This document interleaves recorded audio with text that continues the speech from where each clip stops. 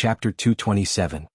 He forced himself to calm down and asked his subordinate to find an experienced hunter who was familiar with the mountains near Hejian to lead the way. As for entering the city? No way. The location on the map was outside the city, not inside. It would be a waste of time to enter the city. But before that he had to figure out one thing. When did Meng Hun's men put the cloth on the wagons? Not only was he confused, but the cooks who were responsible for transporting the grain were also confused. To ensure that the amount of grain was correct, they would check the wagons carefully every time they went to a place for repairs. Therefore, it was almost certain that before the last repair, the grain cart did not have these strange coarse cloth on it. The head of the entourage also knew that, so he didn't waste any more time on it. Instead, he looked at all the cooks suspiciously. He asked, "Do any of you remember anyone who got close to the wagons?" That was a tough question. The cooks couldn't help but put on a bitter face. There were too many people who could get close to the wagons. Who could remember? However, one of the cooks was smart enough to ask, "Sir, could it be when we were at the tea house?" The tea house was a place with a lot of people. An ordinary-looking person wouldn't raise any suspicion. But that was quickly denied. Another cook said, "You can't accuse someone wrongly. Everyone was beside the wagons during the repair. How could there be anyone suspicious?" These things obviously appeared out of nowhere. People in that era were afraid of ghosts and gods. They often liked to explain things that they didn't know. The head of the entourage was annoyed. He scolded, "Nonsense. How can you believe in ghosts and gods? Think about it carefully. Who could it be? If no one touched the wagons and left these things behind, then the only reason was that there was a mole in the team." The head of the entourage had basically given his verdict after he came to this reliable conclusion. The cooks all shook their heads. Some of them suspected that it was Jiang Pingji who brought the tea, but it was not a reliable guess. Apart from Jiang Pingji, the owner of the tea house and the waiter also brought tea. Compared to the latter two, the former didn't get close to the wagons. How could they stuff the cloth into the wagons? The cooks looked at each other and became nervous. They were afraid that the head of the entourage would suspect that they were spies. The head of the entourage glanced at everyone, trying to find the mole among them. In the end, everyone looked like a mole, but no one looked like a mole. He had no choice but to put this detail aside for the time being and prepare to transport the food to the destination. It was easy to find an experienced hunter who was familiar with the terrain. After promising a large sum of money, the hunter agreed to lead the way. However, this made things difficult for the laborers who transported the grain. The mountain road was steep and not suitable for the grain carts to travel. Therefore, they could only give up on the grain cart and choose to carry the grain bags on their shoulders to carry the grain up the mountain. However, this mysterious joke seemed to have just begun. Someone found a bamboo slip at the place where the map was drawn. On it was written, "How obedient, but your speed is disappointing. I can't wait any longer. Sending the food to this place is a punishment for your inefficiency. Meng Hun, the traitor of the Meng family."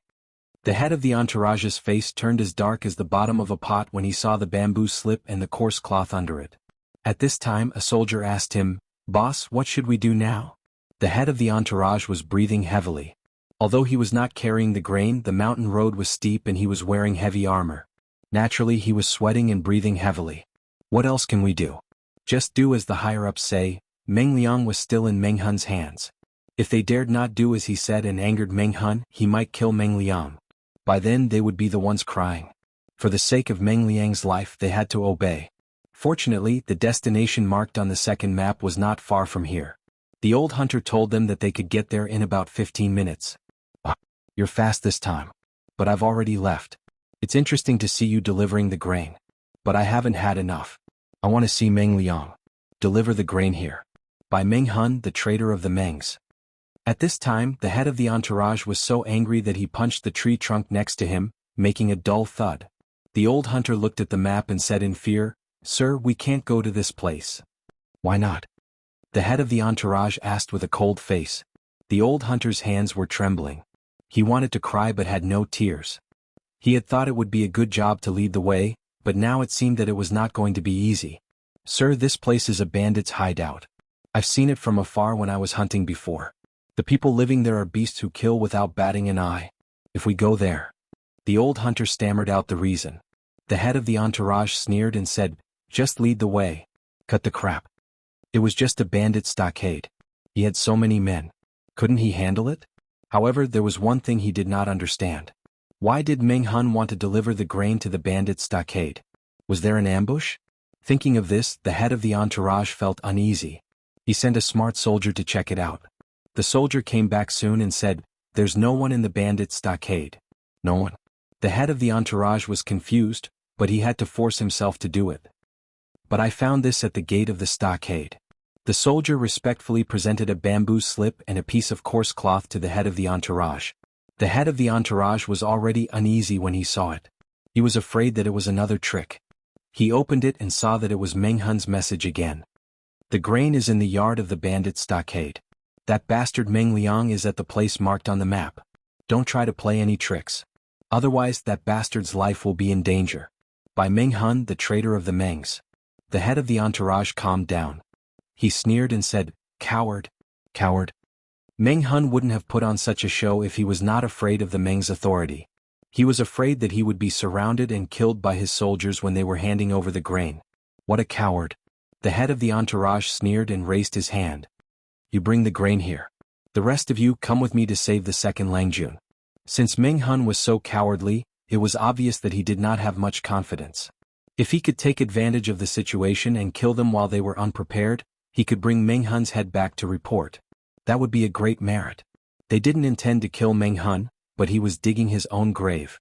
Even a clay figurine would get angry. "Yes, sir." Chapter 228. Qiguan Rang fluttered his feather fan and said to Jiang Pingji, "You're too evil. If that's the case, you've misunderstood me. When have I ever been bad? Who can testify?" Jiang Pingji looked innocent. Even though Qiguan Rang was experienced and knowledgeable, he was choked by Jiang Pingji's shamelessness. Testify? He was the witness, okay. The viewers in the live stream were both heartbroken and laughing. They could no longer hold back the power in their bodies. Shameless Qian Xiaowudi, haha, I can testify. Please look at my ID. Serene Butterfly shatters dreams. To tell you the truth, the host is already invincible. Therefore it was clear at a glance whether she was a good person or not. Gigi Kongting. If I transmigrated to the host's world and became her enemy, I don't think I could survive 3 episodes. It wasn't that their rank wasn't high enough, but that their opponent's rank was too high. From the beginning to the end, not only did he have something on them, he even made them run around in circles. He was simply too evil. From the perspective of the live stream, the audience could not see the expression of the unlucky guy who had been fooled by the streamer. They could only listen to the conversation between her and Qiguan Rang, trying to figure out what was happening outside. When they put themselves in that situation, many of the audience suddenly felt that the unlucky guy was about to be played to death. In Yueja Zhuge Qin Ma. 3 episodes? The brother above is very confident. I feel like I can only live for 1 episode. Billy, previous post only 1 episode? Are you worthy of your ID? Sans Hisang Shiningsher. Why do you guys have to torture yourselves to stand opposite the host? If I transmigrated, I would definitely hug the host's thigh tightly and let her bring me along to show off and fly. From then on, I would get a promotion and a raise in salary. I would get promoted and get rich. I would marry a tall, rich, and handsome man and walk towards the pinnacle of my life. Jiang Pingji looked at the densely packed discussions on the bullet screen. Her eyes flickered and she smiled. Qiguan Rang was keenly aware of her emotions. He waved the feather fan in his hand even more vigorously. Do you still need to prove it? Lanting, you are really... I feel sorry for Xiaoyu. Qiguan Rang raised his eyebrows and stared at her. In the end he was speechless. She really didn't know how Suko could endure his bad temper. He was truly shameless to such an extent. His actions were deviant and even somewhat hooligan. Even Qiguan Rang, who liked to use tricks, could not help but admire Jiang Pingji. She was much more evil than he was. The grain team itself was already exhausted. They had to carry the grain up the mountain and run all over the place. They could even lose half of their lives. The soldiers who were escorting the grain were not that tired and could still fight. However, after going through this torment, the elite soldiers had also become exhausted. When the leader of the troops escorting the rations turned around and attacked, even though he had 200 elite soldiers and more than 400 laborers transporting the rations, which was 6 times more than Jiang Pingji's troops, Qiguan Rang did not have the slightest doubt as to who would remain standing with a smile until the end. Other than Lu Lanting, who else could it be? Jiang Pingji did not continue the topic.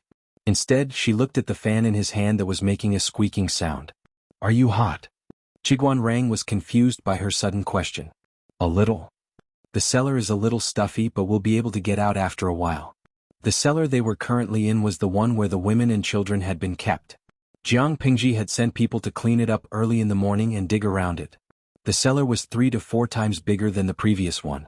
Although the bandits in the village were not very good, they were good at hiding things. The cellar was well hidden. If someone had not been lucky enough to find the entrance, no one would have known that there was such a big cellar under the village. Jiang Pingji had kept the cellar for a while. Qiguan Rang's hand that was waving the fan paused. Could he say that part of the reason why he was so hot was because of the surrounding temperature and also because he was angry? Suddenly Jiang Pingji's eyes narrowed and she whispered, "Get ready. Someone's coming." As soon as she finished speaking, the door above the cellar opened. The scout who had been sent out to gather information came back. "Langjun, they're here." The scene made Qiguan Rang cast a sidelong glance at her. He could not help but wonder how good her hearing was to be able to detect the enemy's movement from so far away. "Get ready. Follow the plan.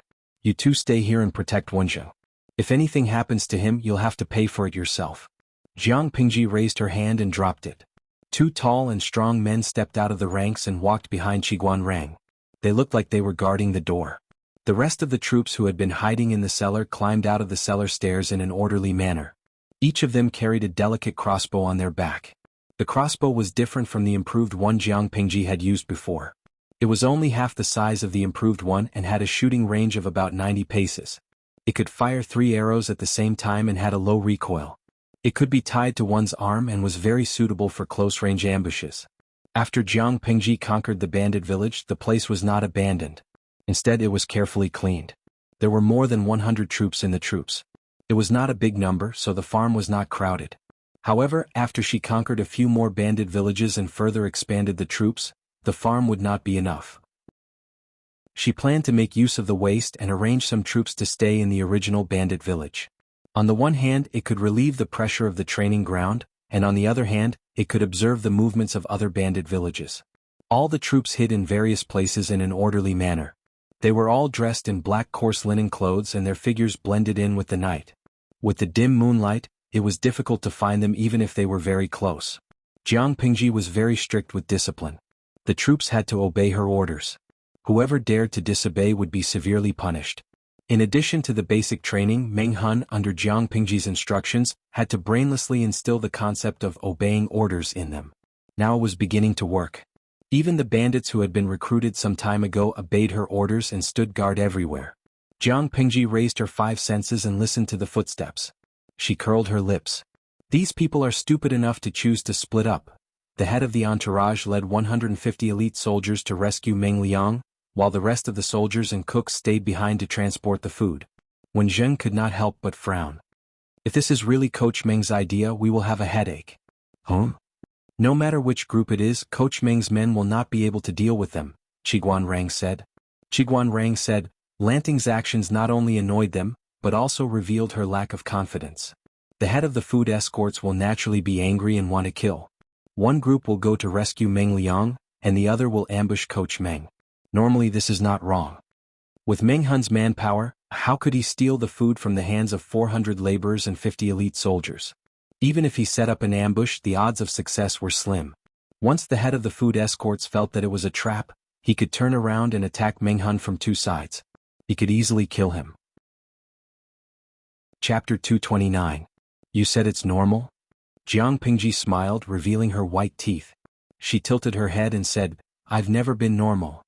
Jiang Pingji could not only take down the cooks and the elite soldiers in the shortest time possible, but she could also move all the rations. When the leader came back, he would probably face a second round of ambush. It was all about efficiency. How could a weakling want to play dirty with her?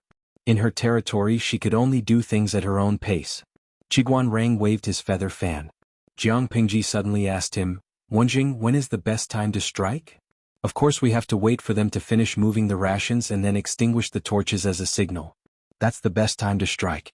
Jiang Pingji smiled and said, if that's the case, we'll listen to Wenjing and extinguish the torches as a signal.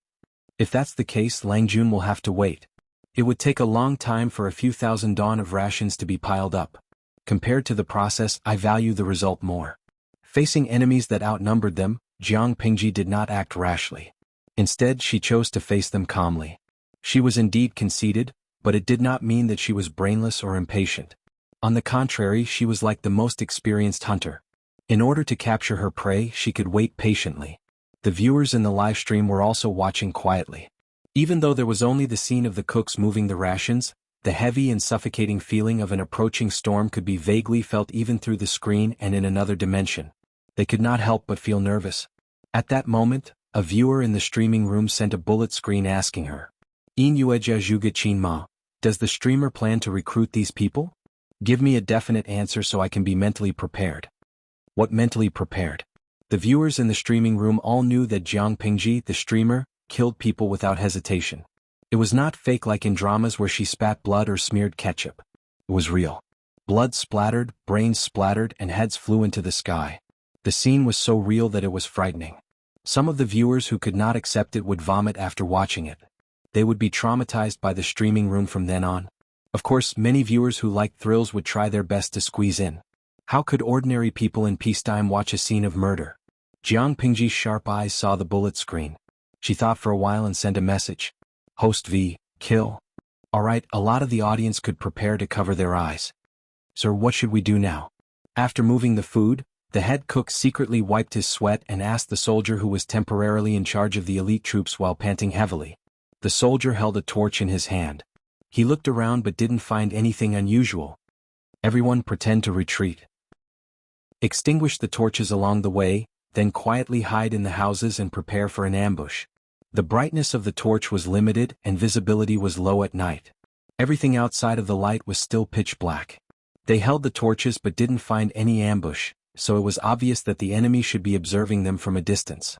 As long as they pretended to retreat, put out the torches quickly, and quietly return to the room of the bandit stockade to ambush, they would definitely be able to catch Meng Hun unprepared. Dreams were plentiful but reality was harsh. When everyone obeyed the order and the torches were extinguished one by one, the viewers in the live streaming channel had wisely chosen to close their eyes. Buzz buzz buzz, the thin and dense sound of the bowstring was heard and the arrows broke through the air. A chill suddenly rose in the soldier's heart. Just as he was wondering where this ominous feeling came from, miserable screams came from all around him. His heart suddenly sank.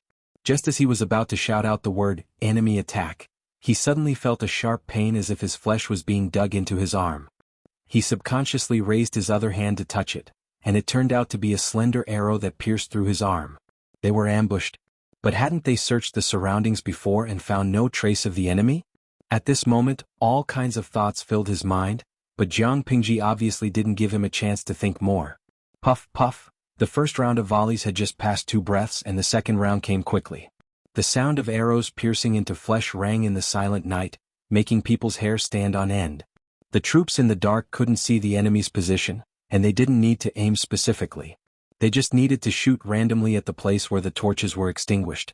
It was normal to be shot to death by random arrows, and those who were still alive were the lucky ones. As for those who were unharmed, they would also go up and finish them off later.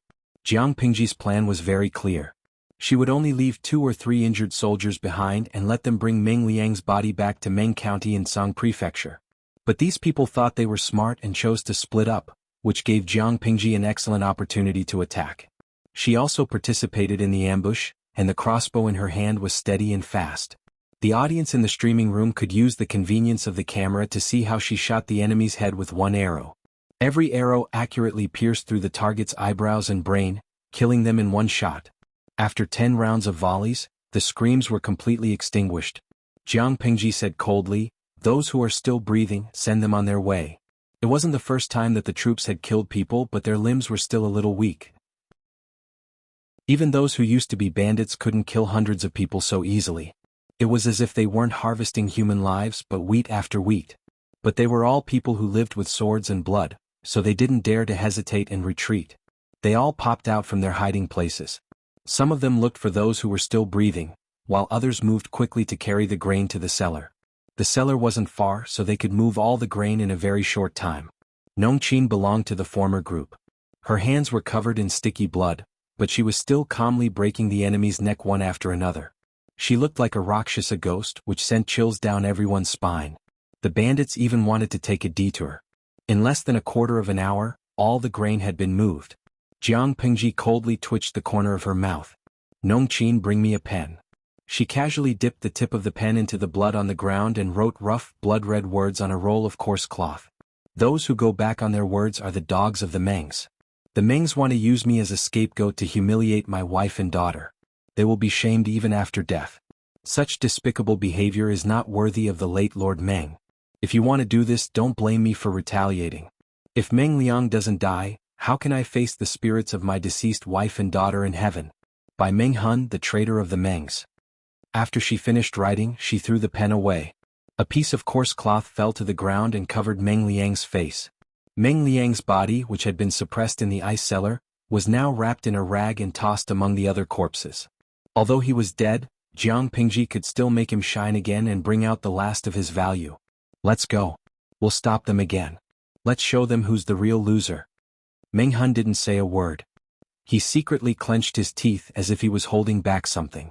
Finally, his eyes turned red and he vented all the anger in his heart. Chiguan Rang saw this and gently waved his feather fan.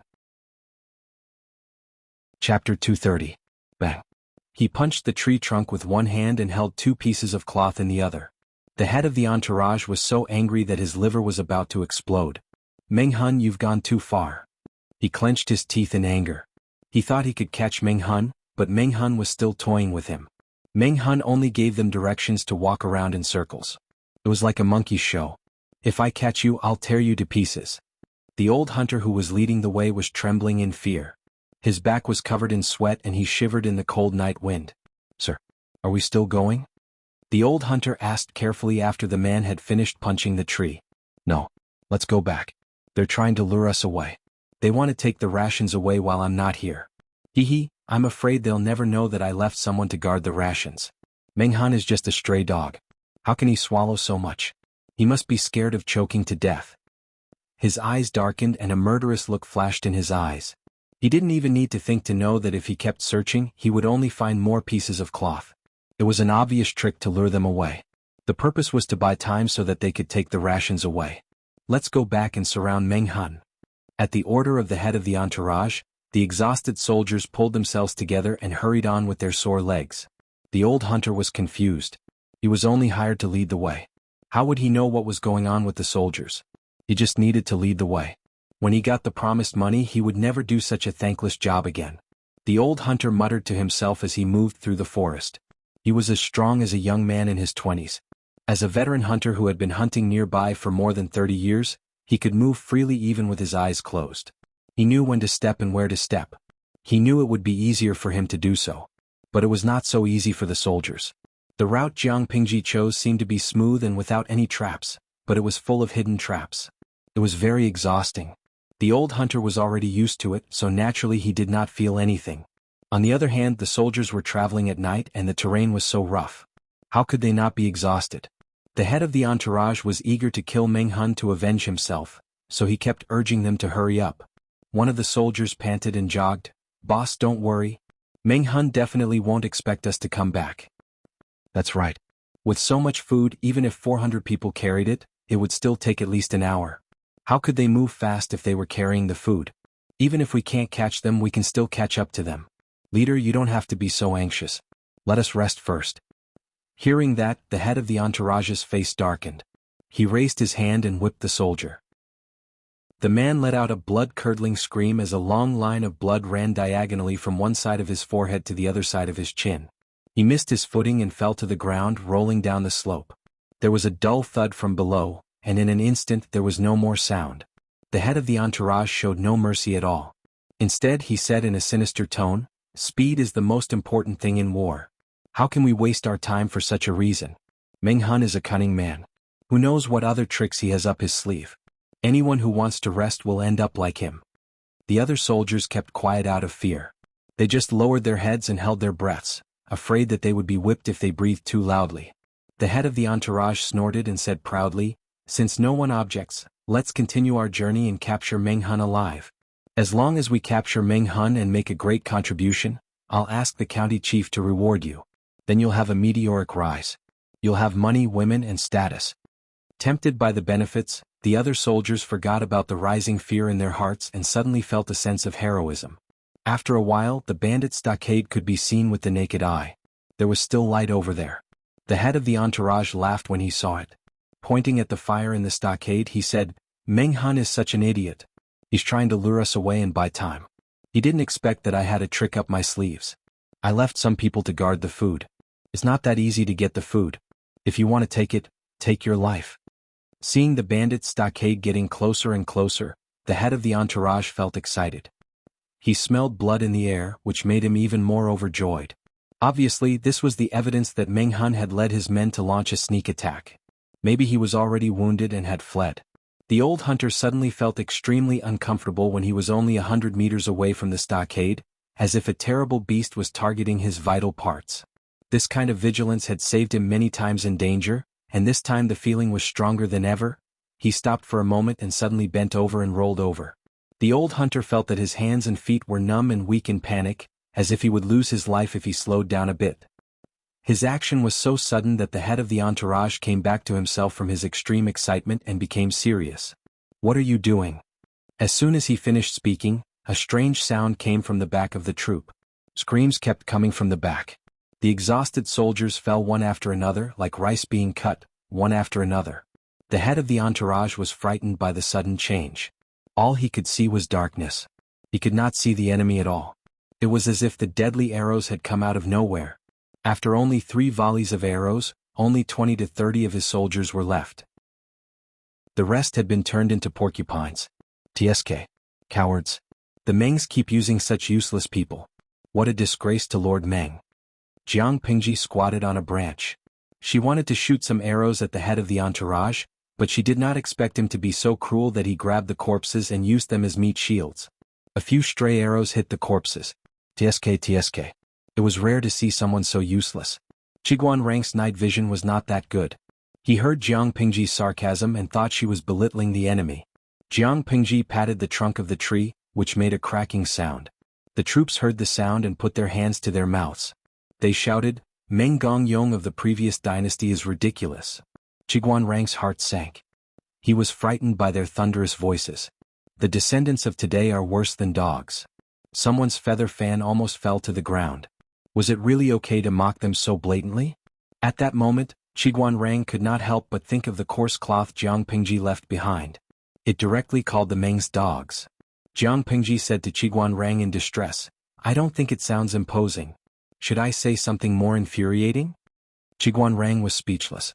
Wasn't that infuriating? If it were him, his brain would explode. Chapter 231. 232, Spitting Blood, 1. The big streaming room was full of talented people. For the first time, Jiang Pingji felt that the audience in the streaming room was not completely useless. At least they were good at swearing. Chiguan Rang was dumbfounded. He had never thought that the elegant aristocratic son of the aristocratic family would actually swear. Even though he felt good when he heard it, he had never thought that Lu Shi would be such a Langjun. Chiguan Rang felt that he had opened the door to a whole new world.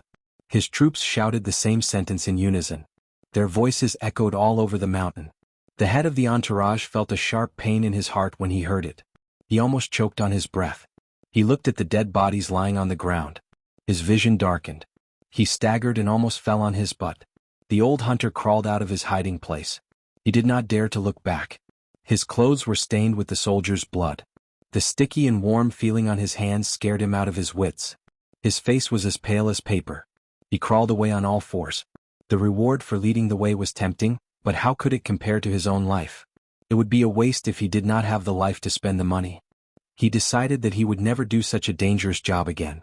The head of the entourage was a man who cherished his life. Staying outside was not as safe as staying in the bandit village. At least there were buildings and shelters in the village to protect him from the arrows. However, when he and his subordinates left the dead bodies on the ground and arrived at the brightly lit bandit village, they were all shocked by the bloody scene inside. There were many more dead bodies than outside, and there were several arrows stuck in each of them. Some of the fatal wounds were not from the arrows, but they were still dead. They must have been killed after the battle. The head of the entourage, who had never cared about human lives, was so scared that his legs turned to jelly. He could not say a word. Chief, that looks like. Second Langjun, an injured soldier, was so scared that his legs were trembling. He pointed at a greenish-black corpse that emitted a strange aura with a trembling finger. What? The head of the entourage suddenly came to his senses. He quickly crawled toward the corpse. The corpse was very cold and hard. It gave off a rotten smell, but the face was still recognizable. At this moment he finally understood why Meng Hun and his gang shouted, "The descendants lost their son and their food." Meng Liang's Lang Jun had already been killed. Touching the body, he felt like a piece of meat that had been frozen in an ice cellar. His heart sank deeper and deeper. Just by looking at the condition of the body, he could guess that Meng Liang had not been killed in the past few days. It was highly likely that he had already been killed when he was captured by Meng Hun. At this thought, the head of the entourage was so scared that his mind went blank. He felt a stabbing pain in his heart and spat out a mouthful of blood, but he swallowed it back. However, the matter that stimulated his nerves was not over yet. "Leader, there's no more food." The bandits' stronghold was empty, and there was no trace of the mountain-like grain bags. The head of the entourage could not help but spit out a mouthful of blood. His eyelids rolled and he passed out. How could he not vomit blood? How could he not pass out from anger? Meng Liang had been killed a long time ago, but Meng Hun had created the illusion that Meng Liang was still alive and cheated the Mengs of their food. After taking the food, he made up those humiliating words. It was as if he was afraid that people would not know that he had killed Meng Liang and cheated the Mengs of their food. Meng Liang had killed his wife and daughter, so he took revenge. He killed Meng Liang and cheated the Mengs of 3,000 dawn of food. The Mengs were proud of that, but he just stood there and watched like a monkey show. He must have secretly mocked the Mengs for being as stupid as pigs. This was really a loss of a son and a loss of food. That was so frustrating. Do you feel good now? On the other side, Jiang Pingji was riding high. How can I not feel good? Meng Hun was so excited that his hands were shaking. He knelt on the ground and his strong body yielded to her. "From now on, my life belongs to you, Lang Jun. You've given me a new life. You're like a second parent to me. In this life, I'm only willing to be at your beck and call. Even if you want my life, I'll do it without hesitation." Jiang Pingji stopped smiling and did not help him up. Instead, she said something meaningful. "Remember your vow. Remember your vow today. No matter what happens, I hope your loyalty will not change." Although it was convenient to be a man, Jiang Pingji did not want to keep it a secret. One day she would openly tell the world that Lu Shi was a proper woman, and not a legitimate child of the Lu family. People treated men and women differently. Men might be praised for doing the same thing, but women would be criticized for doing it. Jiang Pingji was very curious. If Meng Hun knew she was a woman, would he still be loyal to her? Meng Hun said firmly, "If I break my vow, I'll be struck by lightning. Get up. It's cold on the ground." Jiang Pingji smiled and helped Meng Hun up. "Yes, it feels good. But have you thought about what to do after that?" Qiguan Rang, who was watching from the side, poured cold water on Meng Hun. "Since I dared to do this, I've already thought of a way out. I'll only leave some people in the farm and the rest will pretend to be bandits. They'll clean up the bandits and recruit useful bandits to expand the size of the troop." Jiang Pingji said calmly, "There are many bandits in the mountains in Hejian County. Even the government can't do anything about them. With this disguise, it'll be much easier to hide. The Mengs may send troops to retaliate." Qiguan Rang suddenly stopped. All the crimes were on Meng Hun's head. Even if the Mengs wanted to retaliate, they would dig deep to find Meng Hun, not the bandits in Hejian County. Meng Hun was not so kind as to go all the way to Hejian County to suppress bandits and increase the achievements of the Hejian County chief. TSK, so be it. No fool would stay in the same place after stirring up trouble. Jiang Pingji said indifferently, "In 2 days, when the situation is less tense, I plan to let Meng Hun leave Hejian County and escape to other places to divert the Meng's attention. We haven't even dealt with the mess in Meng County in Song Prefecture. Where will we find so many troops to avenge our son?" It was already a troubled time. The Mengs still had a lot of problems to deal with. How could they want to find her? She would leave Hejian County in 2 or 3 months. If they could find her, she would admit defeat. "Are we just going to leave the grain?" Qiguan Rang asked. "As for the grain, we'll store it in the cellar. I'll send someone to keep an eye on it. The most dangerous place is the safest. Those idiots all think that Meng Hun and his men have moved the grain away. Who would have thought that the grain was only moved from the surface to the underground?" Chapter 232. Something bad happened. At dawn, the county chief of Hejian County was woken up by his servants from his bed. The county chief got up from his bed with sleepy eyes. "What are you yelling for? You sleep first. I'll go and see what happened." The county chief's beloved concubine was also disturbed. She said in a coquettish tone, "Master, It's not even dawn yet. Something must have happened. The county chief of Hejian County was also angry. Anyone who was woken up from a sweet dream would be angry, not to mention the county chief of Hejian County, who had been living like a prince for many years. Gradually he became a little angry in bed. He lifted the quilt, grabbed his clothes with one hand and hurriedly went out. When he heard the servant's report, his remaining sleepiness disappeared instantly. He was so shocked that he almost fell to the ground. What did you say? Say it again. Who did you say died? The Hejian County chief's eyes were wide open like a pair of copper bells. His face was full of shock. He spoke so fast that his tongue could be twisted. What happened last night? Tell me in detail. The Hejian County chief grabbed the servant's collar and pulled him towards himself. The servant was so scared that he was trembling all over. As they were too close, the warm breath from the satrap's mouth hit his face. The servant became more nervous and repeated what he had just said. Master? Master. Something big happened yesterday. It is said that the Langjun of the Mengs in Sangzhou was poisoned by someone. The county chief of Hejian County was also stunned. He wished that it was just a nightmare and not the bad news he was hearing. Who is the Langjun of the Mengs in Sangzhou? If the Langjun of the Mengs was in trouble in Hejian County, he wouldn't be too worried. However, he had a bad feeling. He was afraid that the Langjun was an important figure in the Mengs. What is his identity? The servant gasped and said with difficulty, it was said that the Langjun of the Mengs was the second son of the Mengs. His name is Meng Liang. The second son of the Mengs. Hearing these three words was like a clap of thunder, directly causing him to be stunned on the spot. His legs went limp and he actually lost his composure and sat on the ground. Laleoi, are you all right? The servant was already afraid, and seeing the pillar of the family lose his composure, he became even more flustered. Help me up. The Hejian County chief grabbed the servant's arm and stood up. At this moment his mind was completely muddled. He deeply felt that his luck was terrible this year. What kind of Tai Sui did he offend? If not, why did the noblewoman of Hejian County almost die a few days ago, and now the second son of the Meng family was murdered? Master, what should we do now? The servant still remembered the scene a month ago when the head of the entourage broke into the city gate with his men and killed people.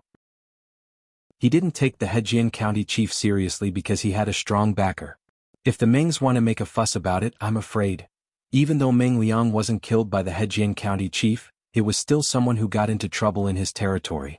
It was highly possible that the Meng family would implicate him in a fit of anger. The county chief of Hejian County was pulled back to reality by Meng Qi's words. He pulled himself together and pretended to be calm. What are you afraid of? I'm a righteous man. The disciple of the Meng family came to Hejian County without receiving any news. Can you blame me if something happens to him? Although he said so, the Hejian County chief wasn't confident that he wouldn't be implicated. In a panic, he just wanted to find someone to give him some advice. Suddenly he thought of Lu Shi. He slapped his thigh and said loudly, "Prepare the carriage. We're going to the Lu mansion." The servant nodded and said, "I'm going to prepare it now." But he didn't take 2 steps before he turned back. "Master, please forgive me. I almost forgot something else." The Hejian County chief asked impatiently, "What else is there?" "Say it in one breath. Don't waste time." The servant answered, "Yesterday the guards at the city gate reported that there was a suspicious grain team." The Hejian County chief asked, "Are you saying that the grain team is the thief who killed Meng Liang?" "No. An old hunter came to the yamen this morning and got a shocking news. The grain that the grain team was escorting was prepared by the Mengs to exchange for Meng Liang with the thief. But the thief was vicious. He killed Meng Liang early and tricked the Mengs into sending the grain. The old hunter said that there was a bloody battle in the mountains last night. Half of the grain team was killed by the thief. There were only 20 or 30 soldiers left. They are all in the yamen now." The servant told the story without taking a breath. The county chief of Hejian County was stunned. He was shocked by the first news, but he had mixed feelings about the second news. He didn't like the Meng style, but he didn't expect the thief to be so bold. They killed people and cheated them of the grain. The Hejian County chief thought for a while and said, "Go to the yamen first and then to the Lu mansion. Send someone to send the visiting card to the Lu county chief." It seemed like a peaceful day, but there was an undercurrent brewing in the dark that affected the pulse of Dongqing. The common people didn't notice it, but those who were well-informed reacted. The survivors of the grain team were all from the Mengs, so they were tight-lipped. But there was also an old hunter who escaped from death. He didn't have a high level of awareness, so he didn't keep his mouth shut. With a little coercion and a little temptation he would spill everything. Of course, it included the 2 sentences that the troops said to ridicule the Mengs. It was ridiculous that Meng Gongyong of the previous dynasty said that his descendants were worse than dogs. And the second sentence, which was even more infuriating, said that Meng Gongyong killed the enemy and brought peace to the world, but his descendants lost their children and grain. Even a blind man could tell that the culprit who kidnapped and murdered Meng Liang was trying to humiliate the Mengs. Because of the fear of the Mengs, people didn't dare to say it out loud. But they despised the thief in their hearts. They were one of the 4 noble families of Dongqing, but now they were being ridiculed by the thief. Thinking about how brave Meng Gongyong was in the past, it was sad that his descendants had come to this. For a while, the 2 sentences spread among the people as if they had wings. No matter what era the people were in, they were always interested in gossip. Their love for fun had never changed. Before the Hejian County chief came to visit, Lu Shi had heard several versions of the story. He was speechless. He knew who did it and he was mentally prepared. But when he heard the news he was still touched. Give me some advice. If even you can't do anything, the arrogant Mengs won't let me go. The Hejian County chief was so anxious that his mouth was bubbling. Lu Shi smiled and shook his head. He elegantly poured a cup of tea for the Hejian County chief and said slowly. Chapter 233. The Hejian County chief thought it made sense. 2. But he was only a county chief in name only. How could he have so many soldiers to catch the bandits? Just taking care of the guards in the county governor manor who were just there to keep up appearances was already a stretch for him. He sighed and said shamefully, Brother Lu, you don't know. Even though I have the title of a county chief, I can't be compared to you. Without any real power in their hands they had neither food nor manpower. How could they eliminate the bandits around them? How can I let the people live and work in peace? I have the heart but I can't do anything to those bandits. If there were people with food, why would they let the bandits grow and disturb the people? He also had great ambitions. He wanted to be a good county chief and work for the people. However, there were too many powerful Buddhas in Hejian County. As a powerless county chief, he could only be an obedient mute and retire peacefully. In the past he had tried to gather people to suppress the bandits, but at that time, the bandits had already become very powerful and could not be mobilized. Lu Shi sighed helplessly. He seemed to sympathize with his old classmate. After a while, Lu Shi hesitated and said, You and I have known each other for a long time and we are classmates. I can't just watch you being attacked by the Mengs and ignore it. The only way out is to catch the bandits who killed Meng Langjun. If you lack manpower, why don't you borrow some people from other families in the name of suppressing the bandits for the people? It's fine if no one gives you some food. The county chief of Hejian County looked embarrassed. This solution could solve the urgent situation, but he would lose face. The families that Lu Shi mentioned were the other gentry families in Hejian County. The county chief felt like he was begging for money. Seeing the county chief hesitate, Lu Shi said righteously, My family doesn't have many resources. Even though we have some property, we are only the second branch. We can't take over the family, so there's a limit to what we can do. If you don't mind, I'm willing to give you 100 servants to help you suppress the bandits. The gentry families were big and had many servants. But the number of servants to guard the house was fixed and the number was fixed. After all, it didn't take too many people to look after the house. If there were too many, it would be equivalent to raising another mouth to eat without doing anything. Under normal circumstances, if the Hejian County chief went out to borrow people from other families, he wouldn't be able to borrow many. Of course, the wealthy families that secretly raised private armies were an exception. 100 people was a huge number and a generous one. How could the Hejian County chief not be shocked? Even the previous few times when they were suppressing the bandits, they only mobilized 100 or 200 soldiers. The county chief of Hejian County calmed down and relaxed his frown. If it weren't for the inappropriate situation, he would have laughed out loud. Brother, you've really helped me a lot. Regardless of whether we can catch those thieves or not, I will owe you a big favor. Lu Shi also broke into a smile and said a few words humbly. He looked like he was doing it for the sake of brotherhood. The Hejian County chief naturally had to return the favor after receiving such a big favor. The 100 people were like 100 mouths.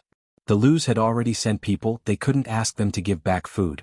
Therefore, he decided to pay a visit to the other landowning households later and ask them if they could give him some food or not. After all, to these landowning households, people were more valuable than food. Anything that could be solved with food was nothing. Training servants required energy, money, and material resources. If the people they lent out were lost, they would suffer a great loss. In comparison, it was more cost-effective to send people off with a batch of food. With Lu Shi taking the lead, the other families couldn't be too stingy. They would more or less give some food. Although it was a bit embarrassing, it was worth it if they could get through this crisis. The Hejian County chief felt better when he thought about it. After Jiang Pingji finished dealing with the follow-up matters, she received a message from the gatekeeper asking her to see Lu Shi. "Father, what can I do for you?" Jiang Pingji was a bit confused. Lu Shi wouldn't scold her because of what happened last night, would he? "Father has found a few free suckers for you." Jiang Pingji was confused. "What suckers?" Lu Shi smiled and took a sip of tea. He told her about the visit from the Hejian County chief. "You should have 100 people in your troops, right? If you are willing, you can lend them to the Hejian County chief. He will be in charge of the troops, but you can make all the decisions secretly. You can divide the spoils of war. As for the captured bandits, I will talk to him and give him a clear path." Jiang Pingji had secretly suppressed the bandits and recruited usable bandits into the troops. It was a good idea, but it was not a good way to explain if they were discovered. Lu Shi wanted to use this opportunity to give her a clear path and get a call from the Hejian County chief. Of course, the 100 people belonged to his daughter, so it was not appropriate for Lu Shi to make the decision for her. If Jiang Pingji was not willing, Lu Shi planned to send 100 people from his guards to the Hejian County chief. Jiang Pingji listened and thought about it carefully. She was a bit tempted. Giving her a clear path was only one of the benefits. The other was that during the suppression of the bandits, all the expenses of the troops would be paid by the public account. What did it mean by paying the public account? The chief of Hejian County collected food from various aristocratic families and used it all to feed Jiang Pingji's troops. Jiang Pingji didn't have to spend a single cent. Although some of the spoils of war would be taken by the chief of Hejian County, she had more choices about the captured bandits and even other benefits.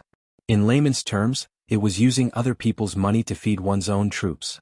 There were many gentry families in Hejian, so they had more money and food. No matter how stingy those people were, they would pay a little for the sake of their reputation. The total amount of food was very considerable. Jiang Pingji felt that they could eat some of it and carry some of it away. Of course. After all, the benefits far outweigh the disadvantages.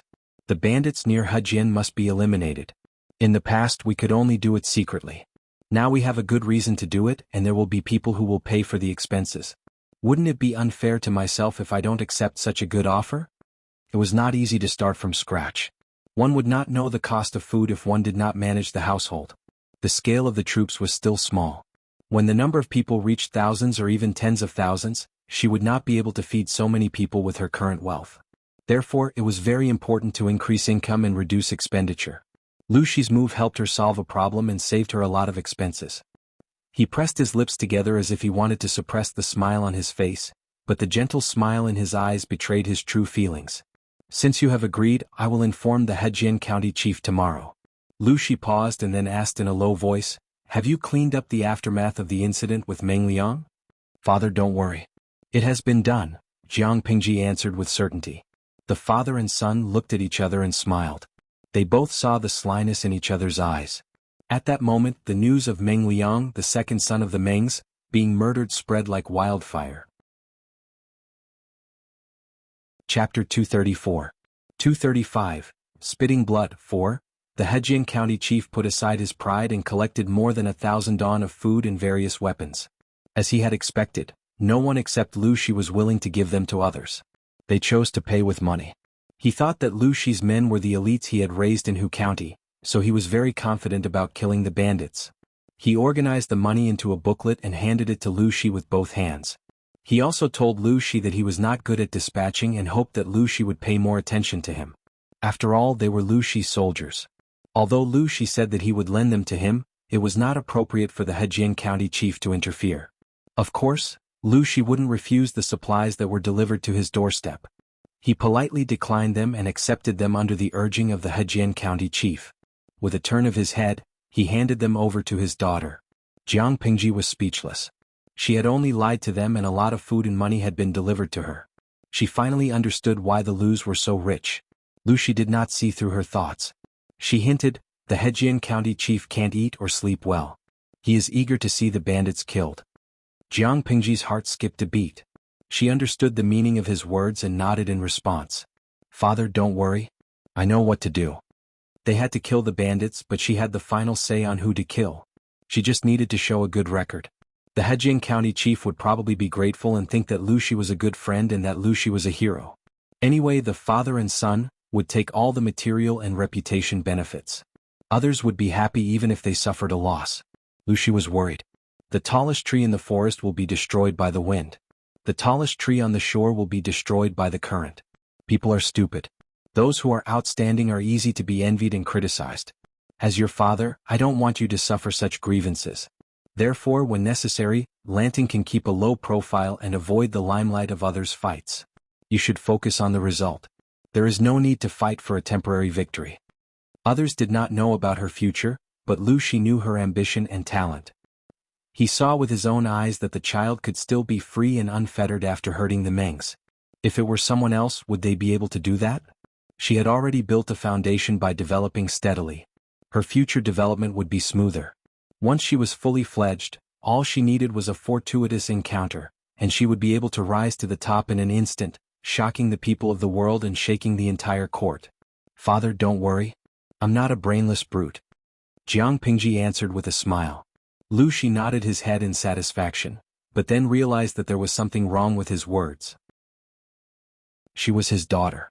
While Jiang Pingji was preparing to exterminate the bandits and catch the murderer who killed the Langjun of the Mengs, the head of the entourage of the Mengs was escorting Meng Liang's coffin back to Meng County in Song Prefecture.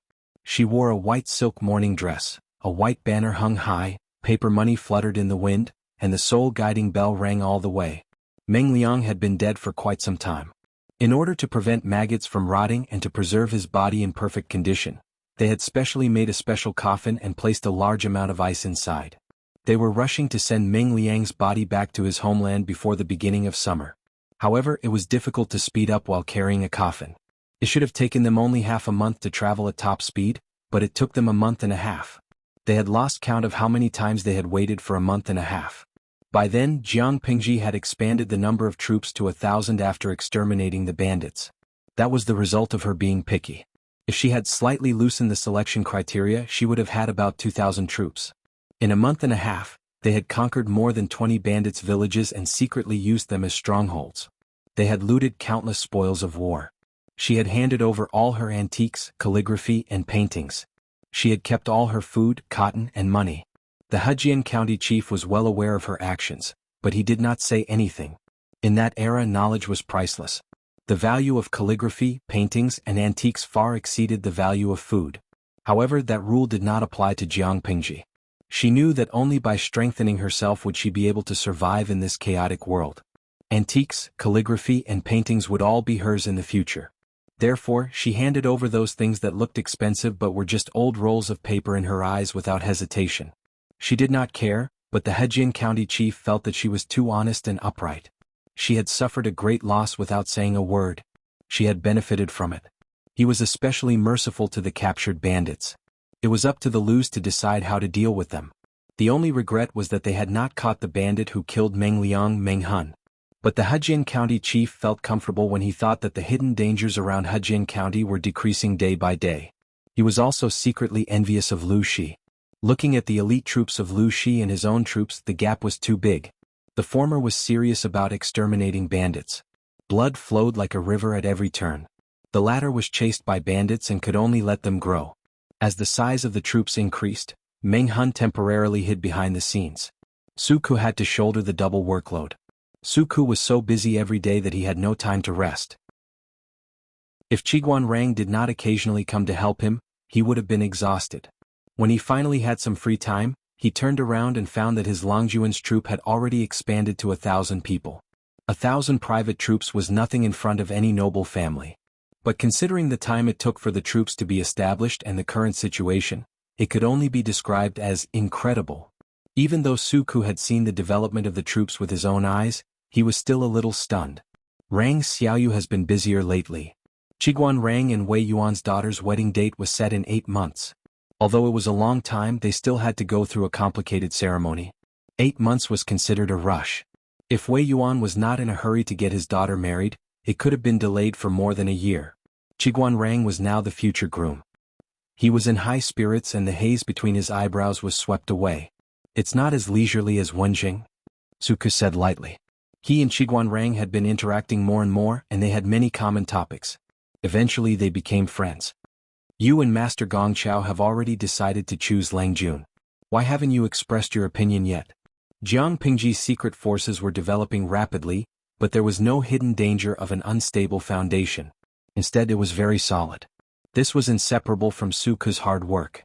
However, one person's ability was limited. He only had so much energy. When there were only 100 people in the troops, he was in charge of the internal affairs and Meng Hun was in charge of the external affairs. They could manage the troops in an orderly manner. Now, Meng Hun could not show his face in public because of the sensitive timing. A lot of work was piled on him. Plus, the troops had expanded 10 times, so naturally, his work had increased by more than 10 times. There was no salary increase and he had no colleagues to share his work with. Chapter 235. Su Ke was a smart man. He could tell that Qiguanrang liked his Lang Jun. If that was the case, why didn't he join them? If he joined them now, he could immediately push all the internal affairs to Qiguanrang. He would be completely free. Su Ke worked overtime every day and he had dark circles under his eyes. He was a young man who looked tired all day. Those who didn't know him would think that he was having sex every night. It's not the right time. Qiguanrang forced a smile, but he wasn't good at that kind of expression. The curve of his mouth was stiff. Time? Su Ke asked, isn't this the right time? How could adding flowers to a brocade be compared to providing timely help? How could the insignificant friendship with Lang Jun be compared to when she had a firm foothold in the future? Qiguanrang glanced at Su Ke and said, Dongqing still exists and the royal family still has some power. It's not the right time yet. Su Ke was silent for a while. He vaguely understood what Qiguanrang was implying. As long as Dongqing still existed, Jiang Pingji couldn't develop her business freely. The shop was small and Su Ke could manage it all by himself. There was no point for Qiguanrang to join them now. Other than sharing Su Ke's workload and helping him get off work on time every day, he would wait for the time when Jiang Pingji really needed him. If it was someone else, he would have been furious if he showed the intention to assist Jiang Pingji but refused to join them. What made Qiguanrang gratified was that Jiang Pingji could completely understand and support his modesty.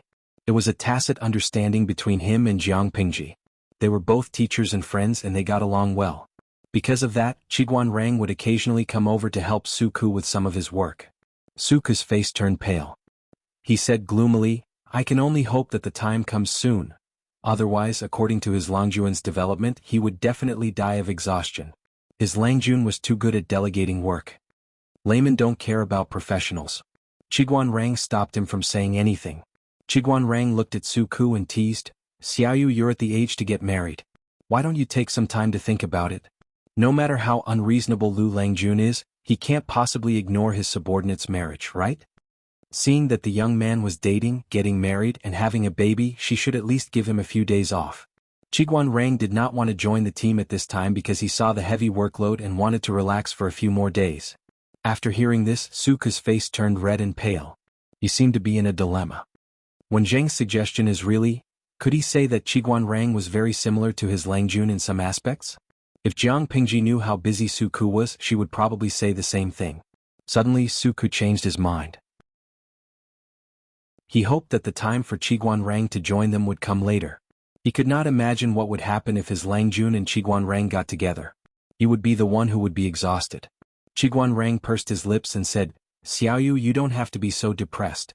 Once Lu Longjuan's name spreads, there will naturally be talents coming to visit. Su Ke still had a hopeless expression on his face. Wait until then? He guessed that he had already died of exhaustion at his post. Although Jiang Pingji was a hands-off boss, it did not mean that she did not care about anything. Sans Hisong Shiningsher, the streamer has been going shopping for the past 2 days. I feel a little bored. Wuxia is Hao Liao Qiao, #propping chin. The streamer is not a 10,000-year-old primary school student. There will be incidents wherever she goes. Recently, the streamer has been watching all kinds of bandit suppression series. It was exciting at first, but it got boring after a while. Now, shopping and drinking are like watching a gourmet show. A month and a half had passed, and the streaming room's upper limit was still 10,000 people. Jiang Pingji streamed every day. With the flow of people in the streaming room and all kinds of gifts, she had accumulated 986,000 points of popularity. In a few days she would break through the million mark. The system looked at the popularity points enviously. It tried to persuade Jiang Pingji to use them to increase the level of the streaming room, but she had heartlessly rejected it. In the end, the system was so angry that it could not do anything to her. Tudu Feiqiu, I think it's okay. Anyway, I think the streamer streaming is good. Also, think about the pile of work on Suku's desk. If the streamer streamed how to deal with them, I think it would be even more boring. When the bullet screen was sent, the audience in the streaming room was silent for a second. Then they all laughed haha because they felt sorry for Suku. Sherry de Deli, Suku is really unlucky to have a Zhou Boppy like the streamer. Kojiao Chifan, if I had a boss like her, I would strongly request 5 insurances, 1 housing fund, and most importantly, a raise in salary. Jiang Pingji sat at a noodle stall by the street, eating bland noodles. Her eyes were secretly looking at the screen, but her ears were listening to the conversation of the customers. She was multitasking. She added a bullet screen from the streamer. Streamer V, I just passed by the cloth shop. Didn't I ask Takshu to pick some new cloth for him and his aunt? Jiang Pingji thought about it carefully. It seemed that Suku's current living standard was not bad, and he did not have any other needs. She asked the servants to prepare some cloth, rice, and silver for him and sent them all to his aunt. Is that a raise in salary? Yinuagia Zhuge Qinma, that makes sense. Suku is speechless. But you forgot the most important thing, the vacation. It was good to give him a raise, but he did not have time to enjoy the money he earned. He was so tired all day. Suku still deserved to be distressed. Jiang Pingji coughed in her heart. Streamer V, as the saying goes, capable people do more work. Now we are short of manpower. Write down the vacation for him first and put it together later. She said it nicely, but not only Suku, but even the audience in the streaming room did not believe her. Their Longjuan's daily activities were either suppressing bandits or eating and drinking. As her subordinate, how could Suku not feel bad? Regarding this, Jiang Pingji expressed that she was wronged. Suppressing bandits and making trouble was true, but she did not admit to eating and drinking. Every day she went out shopping with a proper purpose. After finishing the noodles, Jiang Pingji took out 3 copper coins to pay. The other customers also left. Back at the mansion, Jiang Pingji went to the study and took out the property account book that Suku had made. All kinds of items were carefully categorized and looked very clear. She put down the book and took the bamboo paper from the corner of the desk. There were all kinds of data listed on it. Tudu Feiqiu, I haven't been here for a few days. What are you reading? Chapter 236. 237, Vomiting Blood, 6. Let you see a baby? Musician Zhuge Qinma, I don't even need to help you to the toilet. The streamer's handwriting is elegant and flamboyant, but to put it bluntly, what the hell is she writing? How can you understand it? You live up to your ID. Jiang Pingji's handwriting was just like her personality. She did whatever she wanted. In the past, she would follow Lu Shi's handwriting and write in an orderly manner. But ever since she used charcoal to write and draw on coarse cloth, she seemed to have opened a door to a whole new world. Her handwriting became wilder and wilder. She completely let go of herself, and her handwriting was even more sloppy than wild cursive. Musician Zhuge Qinma, you're flattering me. Tudu Feiqiu, if this is really the record for the grain price, does it mean that the streamer's plan is about to begin? In the streaming room, even though the content was boring, the passion of the viewers did not diminish. As the streaming room gained fame, more and more people believed in it. The viewers found it harder to watch the stream. Every seat was hard to get. Even if you had been single for 30 years and had a 100 megabit internet speed, you might not be able to get one. What was worse was that the streaming room could not be broadcasted. If the viewers wanted to watch the stream, they would have to wait for the video to be broadcasted on Baidu the next day. Tudu Feiqiu could be considered a veteran in the streaming room. He kept up with the updates. He recorded everything that happened around the streamer during the stream and even compiled a booklet for it. As soon as he heard that the grain price had skyrocketed, he immediately thought of Jiang Pingji's plan to suppress the grain price. It was as if he had been injected with chicken blood. Jiang Pingji shook her head. It's not the right time. She had been walking the streets and alleys. She had visited the tea houses, eateries, and taverns. She had heard the people talking about the recent gossip.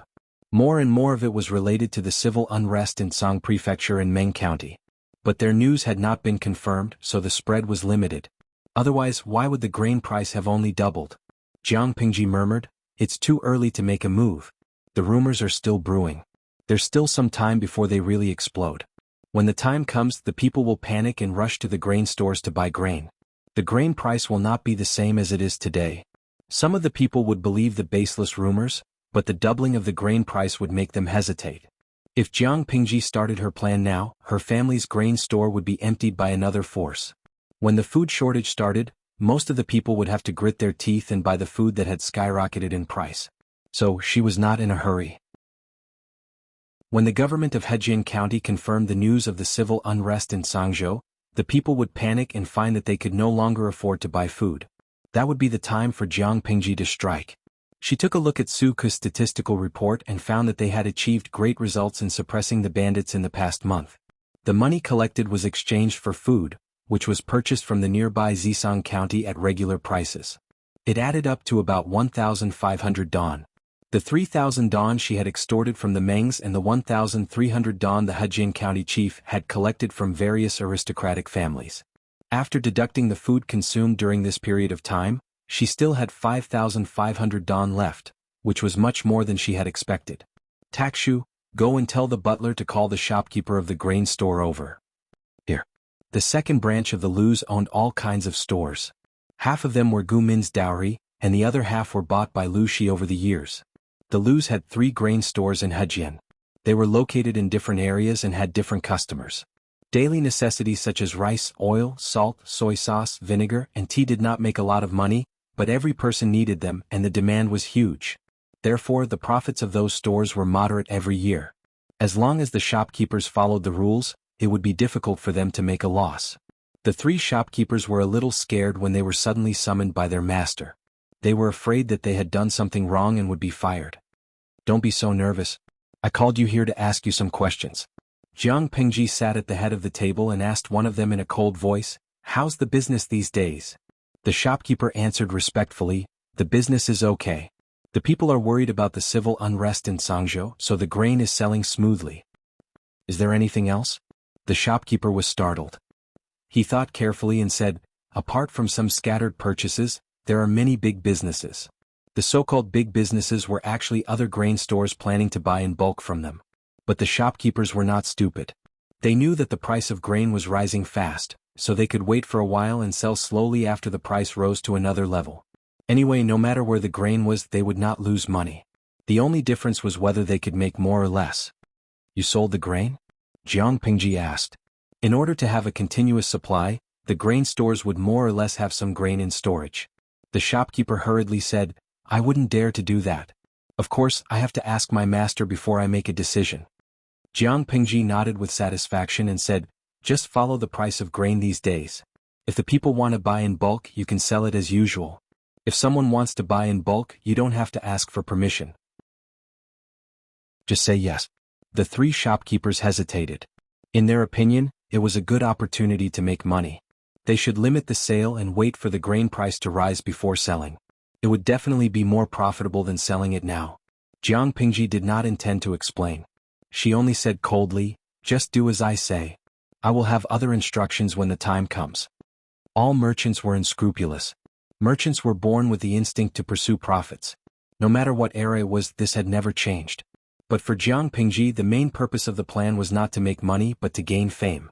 Or rather, she wanted to earn both money and fame. To others, it seemed impossible, but the opportunity was right in front of her. She had to seize it.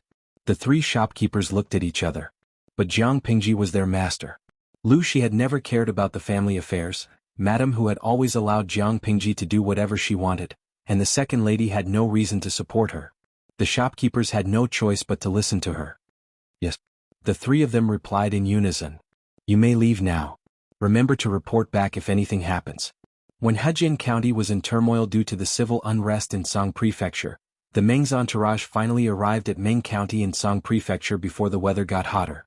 Meng County was a wasteland. The streets were empty, and there was not a soul to be seen. The sun hung high in the sky and everyone felt a chill.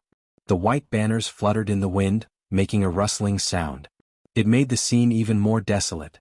Even though the Meng County chief's mansion had been burned down by Meng Hun, Meng Zhan still had a luxurious mansion. Chapter 237. 238, Spitting Blood 7. Who are you? The soldier saw the coffin on the carriage from far away. Seeing that they still wanted to get closer, he took out his knife and stopped them. This is the Meng's territory. You lowly people leave now. Don't you dare dirty the eyes and ears of the nobles. The head of the entourage rolled down from the carriage in a sorry state. His face was covered with tears. His head and waist were wrapped in white cloth, and his body was draped in linen clothes. His face was unkempt and his eyes were bloodshot. His eye bags were heavy, and his face was covered in a layer of dirty oil. He looked extremely unkempt. I have something urgent to report to the Lord. Second Langjun. Second Langjun is back. He cried as he spoke. He knelt on the ground and took out his token with trembling fingers. The words carved on it could prove his identity. The soldier didn't know how to read, but he recognized the token. His attitude suddenly changed. What? Second Langjun is back? The soldier's expression changed. He was about to flatter Meng Liang to leave a good impression when he saw the coffin on the carriage. All of a sudden, an ominous feeling spread from his back to the back of his head. He felt numb all over. Could it be? Could it be that the person in the coffin was Second Langjun, Meng Liang? This conjecture shocked the soldier. Hurry up and report to the Lord. Second Langjun's body is back. Hurry up. The head of the entourage didn't dare to face Meng Zhan's anger. He roared at the soldier. The soldier was also shocked by the series of events. In a daze, he staggered and ran towards the Meng residence. For a moment, he did not expect the fury of the informant. Meng Zhan was having tea and wine with his friend in the waterside pavilion.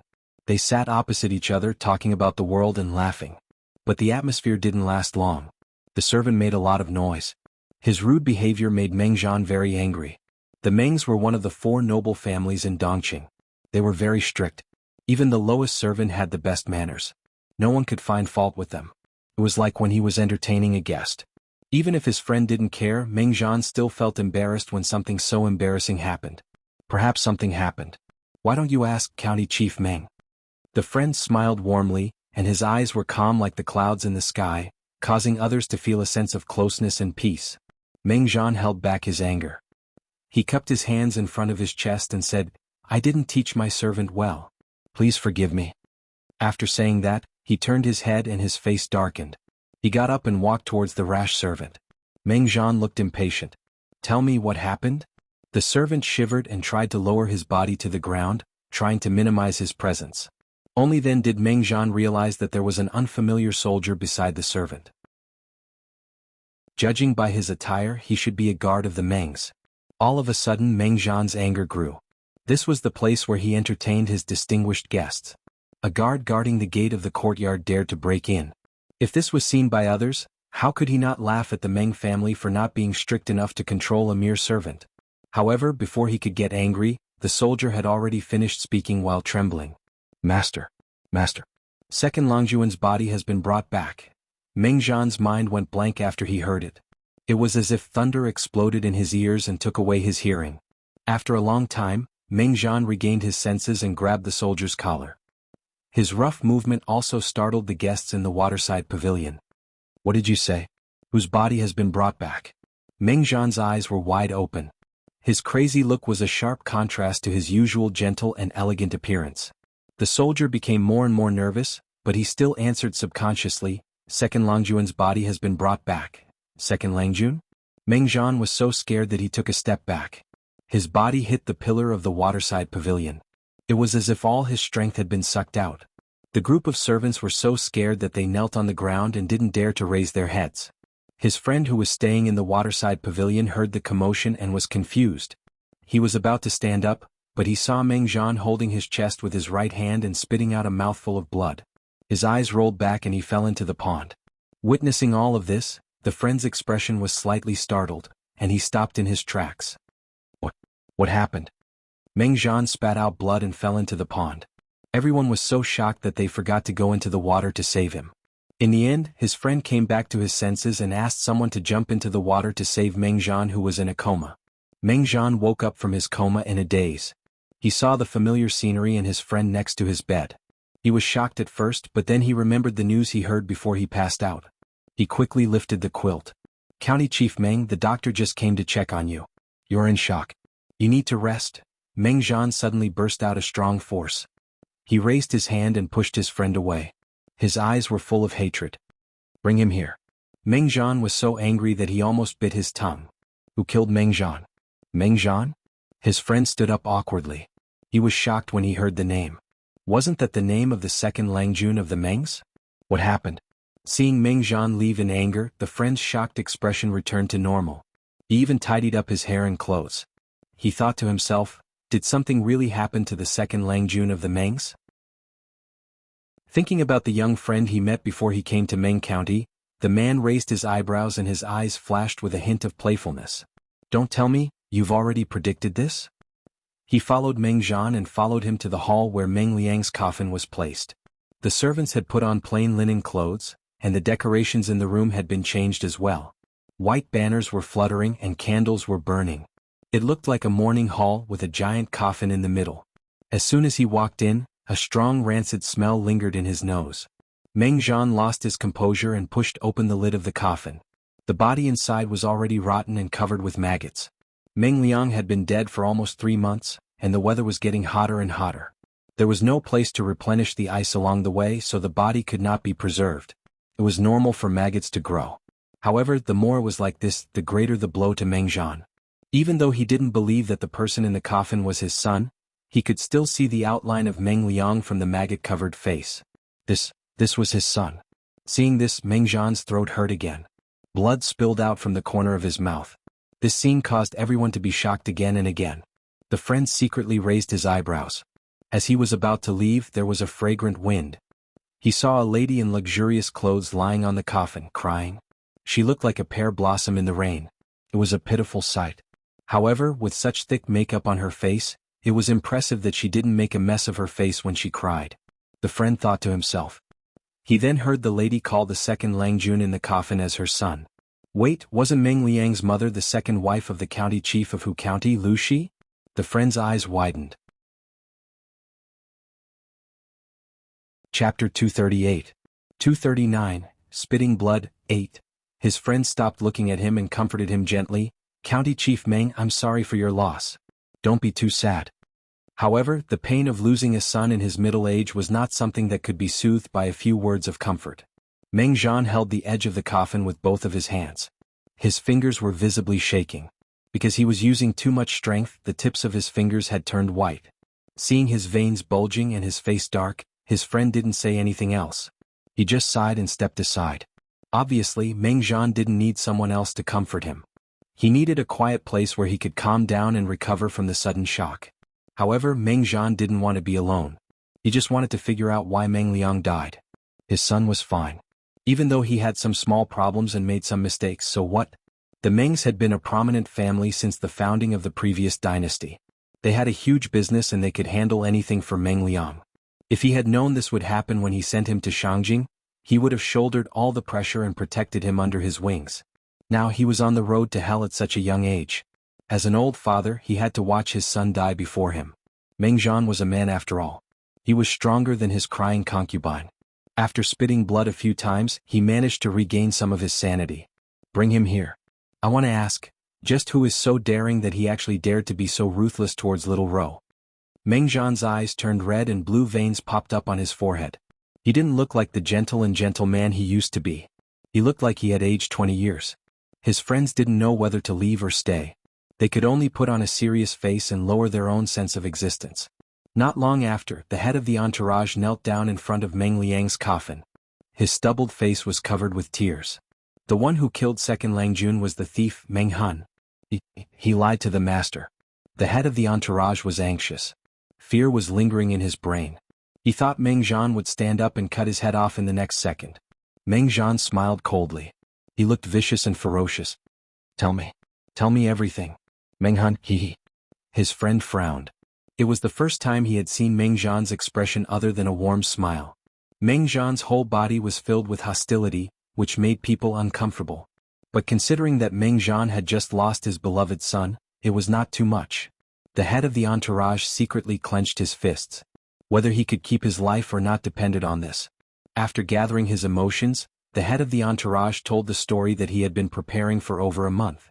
He tried to focus on Meng Han's treachery and exaggerate the scene when he found the body.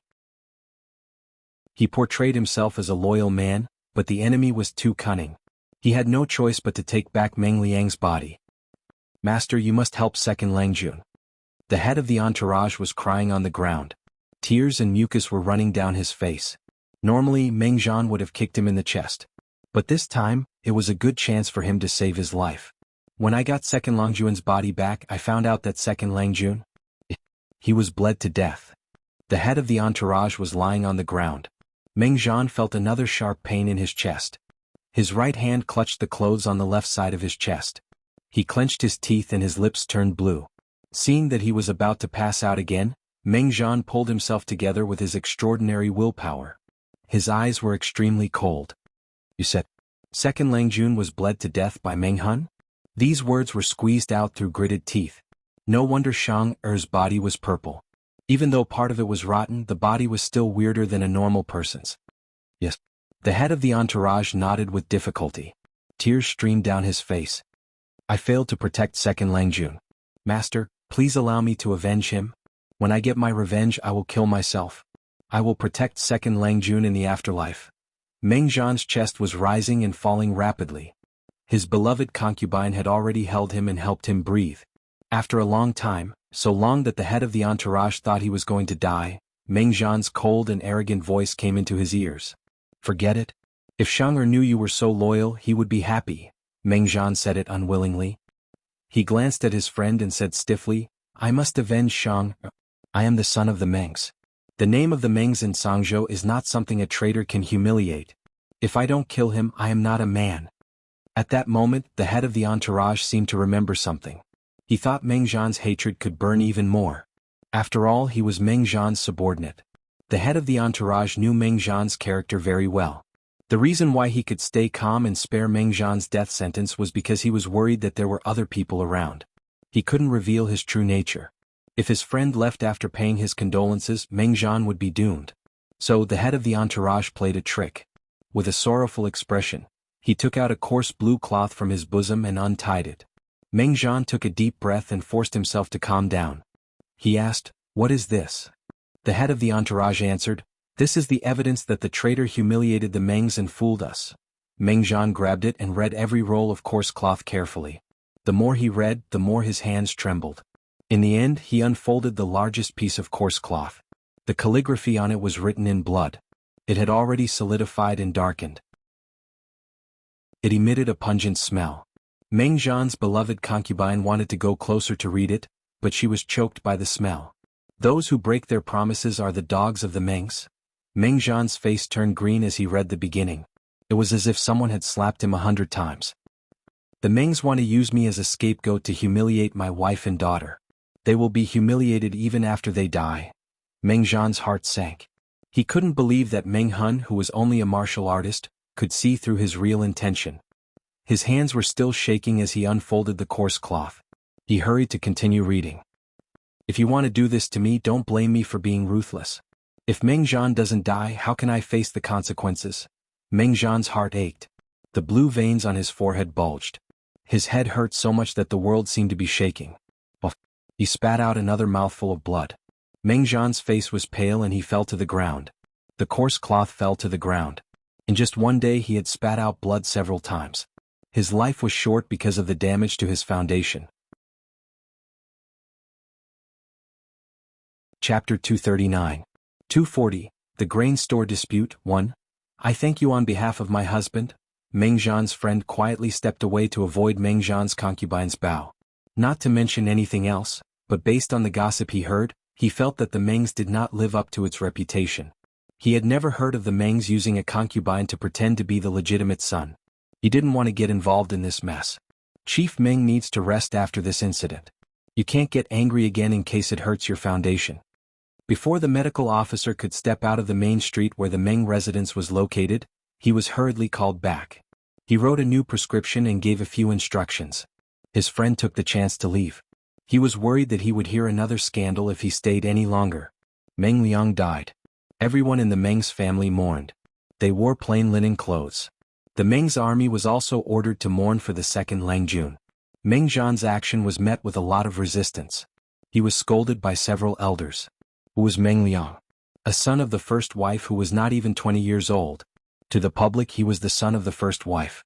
However, some of the elders who had heard the rumors knew that Meng Liang's identity was different. His identity as the son of the first wife was still a question mark. It was not like the Meng family was so short of people that Meng Liang was the only one. There were still many candidates for the Meng family. A son of the first wife died and the entire Meng's army mourned for him. Who did he think he was? Even if the emperor of Dongqing passed away, he wouldn't be treated like this. More importantly, it was a critical moment. The civil unrest in Song Prefecture was getting worse. Mobs were everywhere. The Meng's army needed to clean up their colleagues. They didn't have time to mourn for a young boy. Speaking of which, Meng Liang was the source of the civil unrest. If it weren't for the fact that the boy was too much of a bastard and made the people angry, the Mengs wouldn't be in such an awkward situation. It was better for him to die. He didn't have a good background anyway. If it weren't for the fact that Meng Zhan loved him so much that he wouldn't give him anything and even ignored the legitimate eldest son of the first wife, the elders wouldn't have cared about Meng Liang. He was just a piece of mud that couldn't be helped. He was a waste of air when alive and a waste of land when dead. Meng Zhan's heart was as hard as steel. He refused to give in even half a step. The two sides were locked in a stalemate. As a result, there were several voices within the Meng family's army. The news of the civil unrest that they had painstakingly concealed seemed to have grown wings and spread among the people. When the people in the neighboring counties and prefectures heard the news, they panicked and felt insecure. The Meng family is truly a sinner. A plain-looking carriage stopped on the mountain road. The man in the carriage lifted the curtain and saw the people fighting outside. Their clothes were ragged and their faces were yellow from hunger. It was a scene of chaos. The man sighed in his heart and put down the hand that lifted the curtain. Judging from his appearance, he wasn't the man who was a guest at the Meng residence. At this moment, the guard outside asked him in a low voice, "Master, should we return to Shangjing first, or?" The guard's voice was filled with concern and nervousness. There were only 11 of them, including the man. With such a small group of people, if they encountered a large wave of rioters, they could not guarantee the safety of the man in the carriage. The longer they stayed, the more dangerous it would be.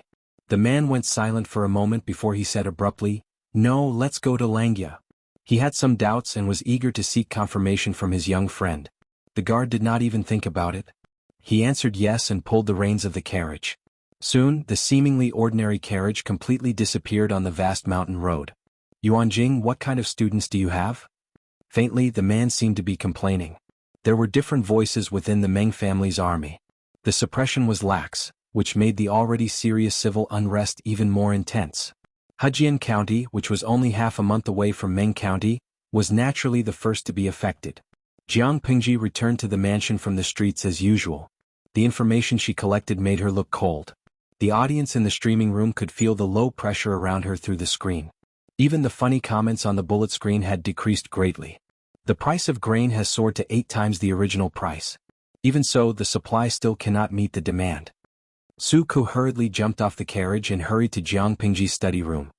He knelt in front of her and said, "Lang Jun, it's time for us to take action." When the price of grain skyrocketed, it would be difficult for them to lower the price. By then, they would have to face the resistance of all the grain merchants in Hejian County. The grain merchants were supported by the gentry clans. They were not afraid of one or two of them, but it would be hard to say if they joined forces. "No hurry."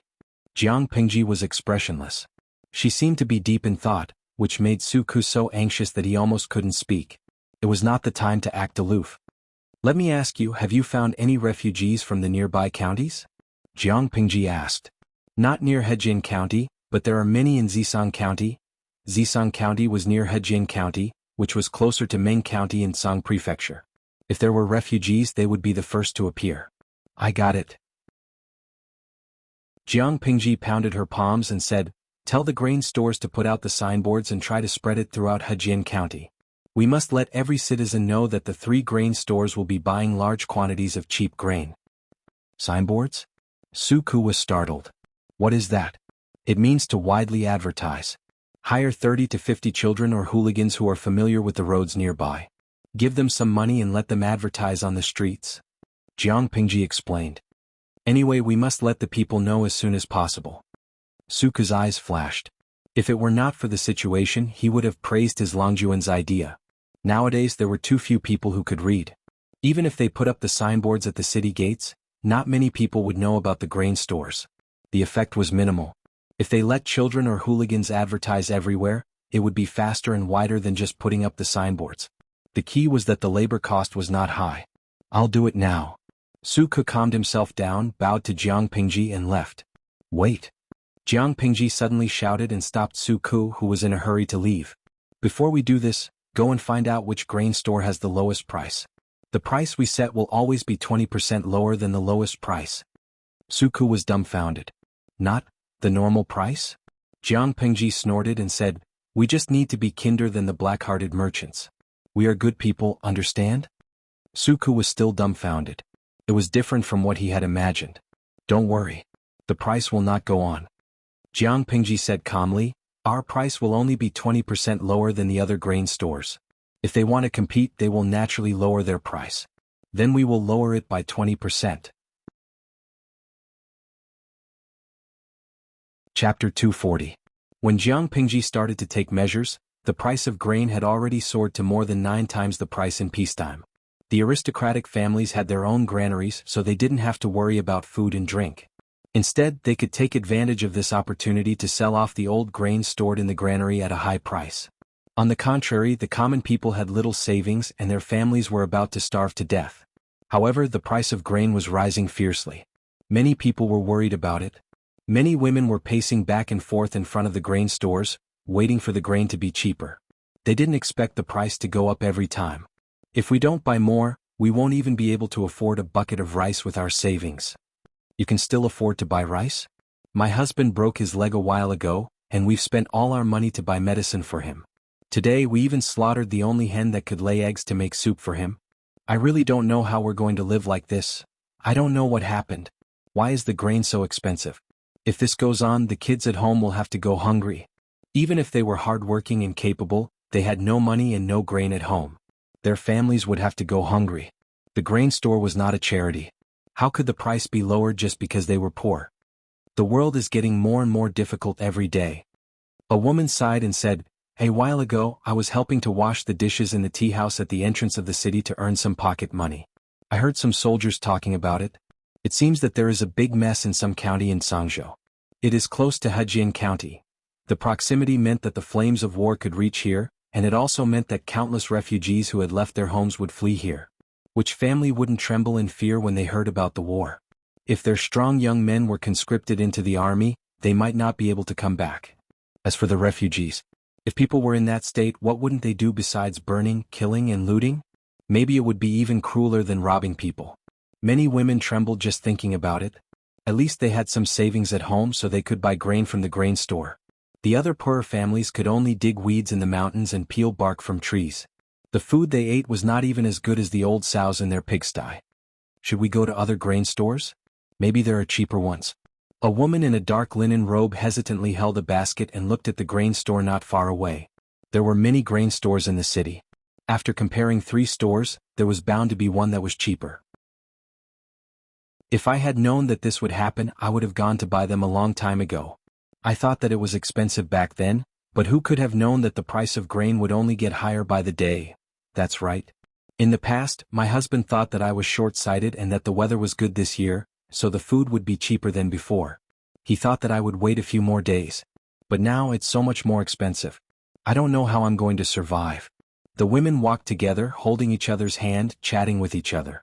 At this moment, a child wearing patched clothes ran over from the corner of the street, laughing and shouting loudly. A woman raised her hand to stop the child and asked carefully, "Hey, what did you just say?" It seemed that this was not the first time the child had been stopped. He answered in a loud voice very naturally. The grain shop in the Dogtail Alley on Vermilion Bird Street is the cheapest. It's 20% cheaper than the other shops. How much is 20% cheaper? The child shook his head. I don't know. The owner of the grain shop said that it's 20% cheaper. After all, he was just a child. Su Ke knew that children could not remember the price of grain, so he simply asked them to remember the shortest advertisement. The women looked at each other in confusion. Should we go and take a look? They could save as much as they could, even if they had to go around half of the city. Let's go and take a look. It's not far from here. After a few words, the women had decided where to go. To attract more customers, Jiang Pingji had divided the area where the 3 grain shops were located into 3 parts. With the grain store's location as the center, the mobile advertisements in this area would focus on the grain store. When the women arrived, there was already a long queue in front of the grain shop. Listening to the people's discussion, the price of grain was still high, but it was indeed much cheaper than the other grain shops they had seen before. Oh, there are no good things if they are cheap. Could it be that the grain they are selling has bugs, or something else? With their sharp ears they could hear the discussion from the crowd. Immediately someone jumped out and said, "Someone bought 2 buckets of grain. I have seen it. It's white and good." There was more than one person who was worried about the quality of the grain in the grain shop. Hearing that, he became even more worried. That's strange. Others are raising the price, but they are lowering the price. Isn't it said that merchants are black-hearted? A man who was queuing up to buy food couldn't take it anymore and shouted, "What do you know?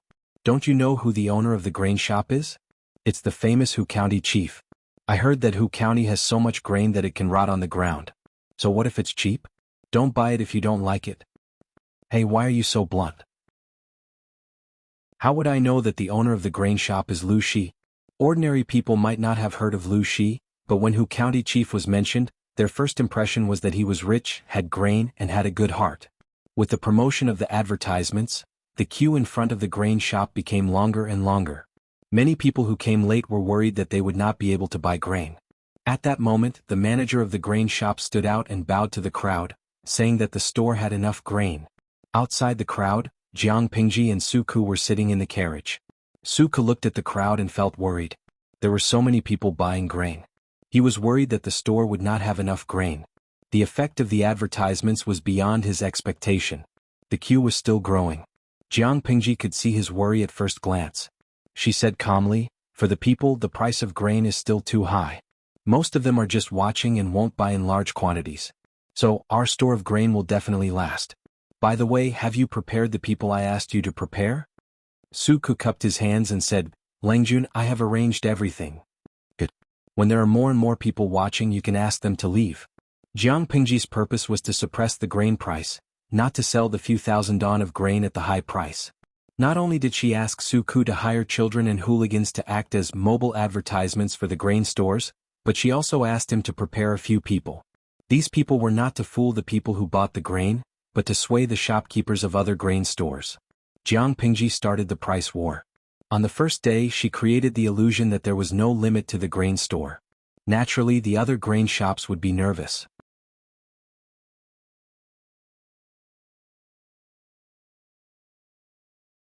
Chapter 241. To improve competitiveness, one had to start with the products themselves, the service attitude, or the price. Nowadays, people just wanted to survive. High-quality services were meaningless. What mattered most was to feed themselves with the least amount of money. Therefore, if other grain stores wanted to compete with Jiang Pingji, they had to lower their prices. Once they lowered their prices, Jiang Pingji would achieve her goal. The price war was always a trap. The party who had the upper hand would fight harder and harder. Those who tried to imitate her could only be led by the nose. Not to mention, her main goal was not to make money. If they tried to compete with her, they would definitely be cheated. The few pawns he had prepared were actually just pawns to confuse the grain shops. "Yes," Su Ku answered. Jiang Pingji put down the curtain and looked serious. She suddenly asked him, "Who do you think is responsible for this mess?" Su Ku, "The blame? Whose fault?" Jiang Pingji asked again. It seemed that Su Ku did not understand the meaning of the word blame. Su Ku thought about it seriously and looked serious. After all, it was a test given by his Langjun.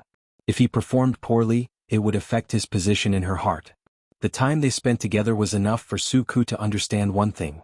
Langjun did not look at other people's conditions, only at their abilities. If he was incompetent in her heart, he would not be put in an important position in the future. However, Langjun's question was too broad. Su Ku could not answer it. "Is this question hard to answer?" Jiang Pingji asked. Su Ku quickly said, "I am incompetent, but I have some opinions about this question. On the surface, it should be the Mengs and Sangzhou that caused the people in Hejian to worry about their livelihood. But after thinking about it carefully, I think it should be more than that." Jiang Pingji did not agree or disagree. She continued to ask, "Anything else?" Su Ku gathered his courage and answered, "Maybe, it's the problem of the aristocratic families." Jiang Pingji's gaze drifted to Su Ku's face. The audience in the streaming room could clearly see Su Ku's stiff expression. "Zuizhen Beishijing, ha, don't be like this. You are scaring the young Su Ku." Steak, shredded pork, fine noodles, but Su Ku is really digging his own grave. The streamer's current identity is that of an aristocratic family. To say that all of this is the fault of an aristocratic family in front of an aristocratic family is simply asking for a beating. Lao Ciji Lianming, hashtag propping chin. That's not right. The streamer doesn't like aristocratic families, okay? This answer is too broad. It's a universal answer, but what I want to know is more detailed inside information. Jiang Pingji wasn't angry because of Su Ke's offense. She was just not satisfied with his answer. Su Ke stood rooted to the ground in a daze. This question is indeed a bit difficult for you. Why don't you think about why the food supply is increasing so rapidly? Why couldn't the government take measures to protect the interests of the people? It had increased by 9 times. The few grain shops seemed to have discussed this beforehand. They raised the prices as they pleased, filling their money bags but forcing countless people to starve? Su Ke said embarrassedly, most of the grain shops are under the name of the aristocratic families. They have a lot of food and the government doesn't have such laws. More importantly, most of the officials were from those aristocratic families. Would they deliberately make life difficult for their families? Jiang Pingji didn't look happy. Even though she had achieved some results in suppressing the food price, she still wasn't in a good mood. If she wasn't in a good mood, the others wouldn't either. With that in mind, she was determined to occupy the grain market in Hejian County for the next 2 months. If you were the chief of Hejian County and you wanted to save the people, what would you do? Jiang Pingji threw another question to him. Su Ke complained in his heart. Who didn't know that the chief of Hejian County was just a mascot? He didn't have any power or influence. He only had a title which couldn't suppress the rampant aristocratic families. Even if he had a bodhisattva's heart, he could only be indifferent when he was in that position. However, Su Ke wasn't an ordinary person. After thinking hard, he came up with a very bold idea. His Langjun always did not play by the rules. His thinking was even more unconstrained and unrestrained. Since that was the case, why didn't he change his way of thinking? Maybe he could get a different answer. Su Ke had a flash of inspiration. He had an idea. If I am the chief of Hejian County, I have no power or influence. I only have the title of the chief. I can't stop the soaring food price. If that's the case, why don't I encourage the grain merchants to continue to raise the price? The higher the better. Jiang Pingji's eyes lit up. She had a faint smile on her lips. The audience in the live streaming room was confused. Didn't you say you wanted to suppress the food price? Why did the host agree with Su Ke's answer? Lao Ciji Lianming, I think I understand Su Ke's idea. To encourage the price of food to skyrocket, he secretly sent people to the neighboring counties to promote the food and encourage the grain merchants there to transport the food to Hejian County to sell. When the supply increased and the demand remained the same, the price would naturally decrease. Merchants pursued profits. That was a common saying no matter what era it was. But this method can only be used once. Jiang Pingji nodded. She was very satisfied with Su Ke's answer. After all, he was a talent that she thought highly of. Jiang Pingji hoped that Su Ke could be more useful. After all, she was in dire need of manpower. Before she could find suitable people, she could only make Su Ke more useful. At the same time, Su Ke felt a chill down his spine. He had a vague premonition. There were many customers wandering in front of the other grain stores. Even if they were not going to buy, they were all potential customers. In less than half a day, all those people suddenly disappeared. It made the manager of the grain store, who was ready to make a big profit, very confused. He sent a worker to find out what was going on. Soon he got a reply. Who is so bold? The manager of the grain store was furious. It was like stealing food from a tiger's mouth. The worker nervously told him the owner of the grain store, and then he became silent. It seemed to be a competition between grain stores, but if it was too embarrassing, the power behind each store would be involved. The worker hesitantly asked, Manager, what should we do? Tut, what else can we do? Let's leave it at that. I will go to the manor and ask the head butler. At the same time, many managers of the grain stores in Hejian County made the same decision. Grain stores could not make a lot of money, but it was difficult for them to lose money. The aristocratic families did not take it seriously at first and let the managers make the decisions. The managers thought about it and decided that it was okay to make less money. Since it was a profit anyway, they might as well lower the price to the same. Chapter 242. What is the loose trying to do? The shopkeeper of the grain store slammed the cupboard loudly. His old face was flushed with anger, and blue veins were popping on his forehead. He was suppressing his terrible anger. Who in this world would complain about not earning enough money? There was such a good opportunity in front of him, but the Lus jumped out to mess it up. The clerk looked at the deserted store and felt embarrassed. He whispered, "Shopkeeper, should we lower the price too?" If they didn't lower the price, they wouldn't be able to sell their stock. Earning less was better than not earning at all. The shopkeeper of the grain store was so angry that his beard was flying. He had completely lost his rationality. However, he did not want to be led by the nose when it came to lowering the price. "We can't lower the price." The shopkeeper clenched his teeth and said, "According to the Lus' behavior, they must have a lot of grain in their warehouse. They can afford to squander like this. If we lower the price and they continue to lower it, what should we do?" Even though the head of the family had given him the power to manage the grain store, if he couldn't make a satisfactory profit every quarter, he would be the one to suffer when the higher-ups questioned him. "Let's wait for a while and find someone to investigate the situation of the Lu mansion." The shopkeeper paced back and forth in the store with his hands behind his back. It seemed like he was going to break the tiles under his feet. The clerk asked, "Should we send someone to investigate their warehouse?" The shopkeeper was so angry that he almost laughed. He grinned and said, "Investigate the warehouse of the Lus? You." The clerk shook his head like a rattled drum. What a joke. The granary was a money box for the aristocratic families. It was related to their daily meals. An outsider was not only allowed to investigate the granary, but if he was caught, it would be tantamount to poisoning someone's kitchen. It would be fine if he wasn't caught, but if he was, he would completely offend the Lus. The clerk scratched his head and asked the shopkeeper seriously, "Shopkeeper, I know you are the smartest. Do you have any ideas?" Looking at the clerk's flattering smile, the shopkeeper raised his hand and stroked his goatee. His eyes flashed with pride. "Come closer." The two of them whispered in each other's ears. The shop assistant's expression changed from confusion to sudden realization. He admired the shopkeeper's sophistication even more. "Great idea." The clerk patted the shopkeeper's horse. "Shopkeeper, you are so smart." "What is this?" The shopkeeper felt much better and was no longer as angry as before. "When it comes to managing the county and the people, I naturally can't compare to County Chief Lu. But in terms of business, I'm afraid County Chief Lu is just a layman and doesn't know the ropes." If that person really understood, how could he have made such a mistake and tried in vain to keep lowering the price, a crude scheme that harmed others without benefiting himself? In business, business was business. Although County Chief Lu was talented, he was just a boorish man when it came to business. Almost no one would have thought that it was not Lu Shi's doing that the 3 grain stores of the Lus used the method of lowering prices to win over customers. They couldn't be blamed for the misunderstanding. Who asked the former Lu Shi and the current Jiang Pingji to dislike attending poetry gatherings? Don't think that these activities were boring. In fact, it was also an important way to promote oneself. It was the best place to show off one's talent and fame. If he didn't package himself and promote himself, how would others remember him? The former Lu Shi wouldn't have done that, but the current Jiang Pingji disdained to do so. Therefore, in the second branch of the Lus, outsiders always thought that Lu Shi was the head of the family. Naturally, he was the first person they thought of when something happened. Unintentionally, Lu Shi had become Jiang Pingji's scapegoat. In the eyes of outsiders, how could offending Lu Shi and offending Lu Shi's son be the same? Everyone bullied the weak and feared the strong. If it was the former, 99% of people would be afraid. After all, Lu Shi was not someone to be trifled with. If it was the latter, people would probably come to pressure him with all kinds of excuses. Even if they didn't torture you to death, they would still annoy you to death.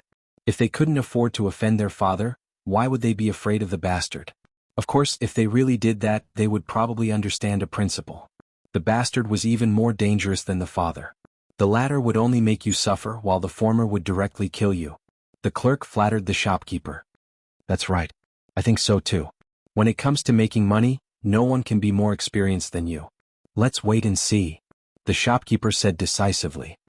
"I'd like to see how much grain he has and how many days he can squander." Because they had more grain than they had expected, the purchase limit was not implemented the next day. Jiang Pingji coldly looked at the statistics on the table. It was the price records of 31 grain stores in Hejin County. After the first price cut, they seemed to have reached some kind of tacit understanding. Not only did they not follow suit, but they also chose to ignore the 3 grain stores of the Lus. They let their own grain store be deserted, with not a single customer coming in. They did not move at all. Jiang Pingji saw that and sneered. "You're quite calm, but that's all. If they chose to lower their prices immediately, the loss would be small. If they continued to be so reserved, she would not be polite. Early the next morning, Jiang Pingji asked Su Ku to do something for her. This, Langjun, do you really want to do this? Su Ku's eyes widened. Wouldn't that be too wicked? Jiang Pingji held a roll of books in her hand. She knocked on the table and said angrily, "You saw the grand occasion yesterday. Although the people were attracted to the grain stores, not many people actually bought the grain because of the high prices. It was not that there were not many people, but it was less than she had expected." She was not satisfied with the transaction amount. Su Ku did not dare to respond. With the prices of the grain stores yesterday, it would be strange if there were many people who actually bought the grain. Although the prices of the 3 grain stores of the Luz had been lowered twice, it was still higher than the people's consumption level. Another day of price reduction. The people would naturally have the mentality of, wait a little longer, maybe it will be even cheaper. I've read the information my father gave me about Hu County. There is a lot of rain this year, so it should be a bumper harvest year. The drought in the neighboring 2 prefectures is also better than in previous years. The pressure of the food shortage will be much smaller than in previous years, which means that the grain prices will be exceptionally low after the autumn harvest. Jiang Pingji said coldly, "We'd better convert the 5,000 don of grain we have into money before the autumn harvest. After the autumn harvest, we can buy the grain at a low price. After that, the price of the grain will increase by several times. If we can't sell it, we will lose money." Although the grain was not a business, who would want to make a few hundred if they could make a profit of 10,000 don? Jiang Pingji lacked everything at the moment. She could only use the method of increasing income and reducing expenditure to the maximum. She wanted to turn the 5,000 don of grain into the biggest profit. Su Ku was silent. So this was the reason why his Langjun wanted to cheat the grain stores of the other noble families? Very good and very powerful. He was speechless. Chapter 243. Excluding the 3 grain stores of the Luz, there are still 28 grain stores in Hejian County. After lowering their prices yesterday, all of them are looking forward to buying grain. It seems that they are suspicious of our grain storage. If so, why don't we tempt them to buy grain? For 1 grain store, a few thousand don of grain was a lot, but for 28 grain stores it was nothing. Jiang Pingji had carefully made a budget. She set aside a part of it for the limited purchase, and sold the rest to those suckers at a high price. Su Ku was speechless. Suddenly he felt lonely, like a hero who had no place to show his skills. His Langjun was too capable, and he who was her right-hand man felt sad. But, will they really do that? Su Ku did not know much about business, so he was a little nervous. In fact, Jiang Pingji did not know much either. After all, she was a genetic warrior, and fighting was the mainstream of her life. Most of the skills and knowledge she learned were related to practical fighting. But she lived in an era where information was extremely advanced, so she could always learn something. She was not an expert, but she could still imitate others. Not to mention the suppression of business in ancient times. Of course she could handle it. Of course they will. Even if we don't spread the news that we don't have enough grain, they will secretly test us. Jiang Pingji was a layman when it came to business, but when it came to cheating people and maximizing profits, she was the master of it. Whether it was in ancient times or in her previous era, as a general she was not a reckless or brainless person. On the contrary, most of those people were smart. They looked crude, but they had a lot of tricks up their sleeves. Jiang Pingji was chosen by her old boss, stood out from many candidates, and became the commander of an army. Of course she was not ordinary. Ask the shopkeepers of the grain stores to pay attention and record the appearance of every person who buys grain and the grain they buy, Jiang Pingji said. If I'm not wrong, those grain stores will send people to secretly buy grain from our grain stores to test us. She continued, what you need to do is to let your people spread the rumor, and at the same time have the shopkeepers and workers put on a show. Put on a show? What kind of show? Of course, they would secretly say that there was not enough grain in the granary, and let the shopkeepers ask their master what they should do next. As long as the people who came to buy grain accidentally overheard it and brought it back, Jiang Pingji's goal would be achieved. Su Ku sighed in his heart and said, okay, I'll go and do it now. Alright, go ahead. Although Su Ku was young, he was thorough and steady in his work. Jiang Pingji had always been at ease when she handed things over to him. Jiang Pingji's prediction was accurate. After noon, there were indeed a few people who bought a large amount of grain. One of them even bought a whole stone. If it was any other time, any commoner with a little extra money would be able to afford 1 stone. But now that the price of grain had skyrocketed, A single stone was a huge deal. When the sun was about to set, the clerk of the Lu's grain store hurriedly ran into the store from the side door. He was so anxious that he didn't even have time to wipe his sweat. He looked at the shopkeeper in panic, as if he had something important to report but couldn't say it directly in front of the other commoners. Seeing that, the shopkeeper put down the customer he was serving and went to a corner to talk with the clerk. One could vaguely hear words like, 1,900 don, and not enough. The inside of the grain store was very noisy. There were many people buying grain everywhere. It was hard to hear their conversation unless one was paying attention.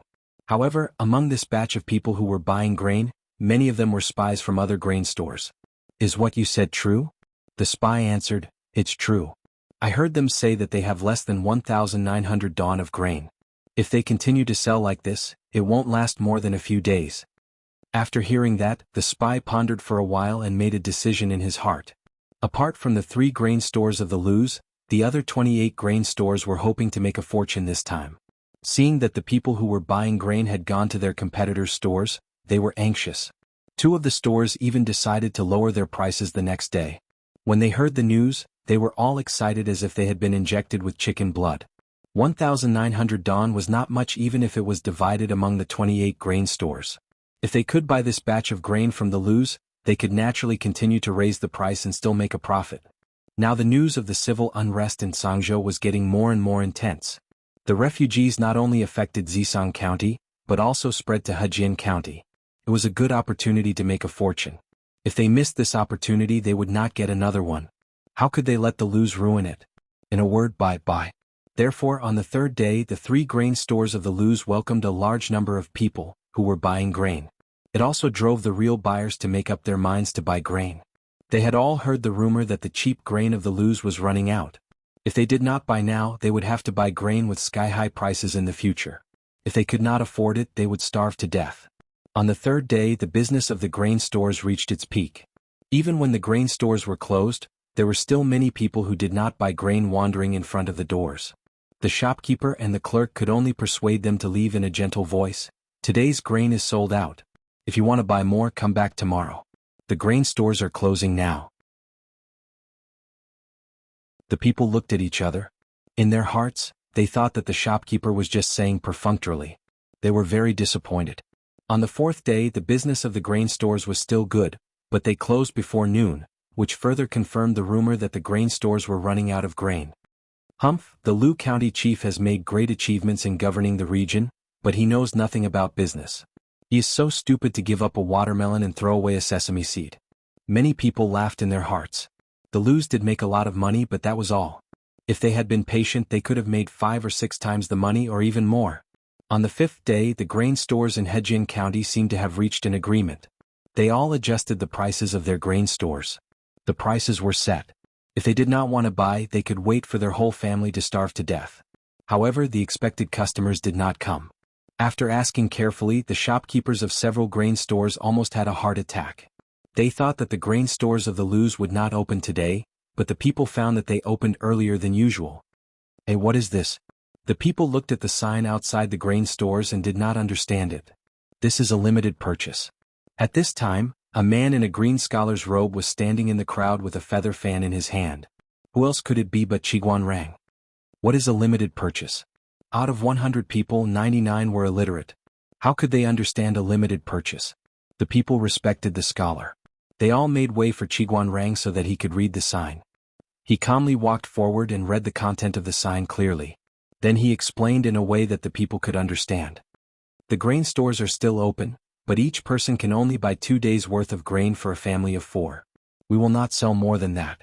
Limited purchase? They had never seen or heard of such a way of selling. Many people found it hard to get used to it. If this was the case, didn't it mean that they had to go to the grain stores every 2 or 3 days?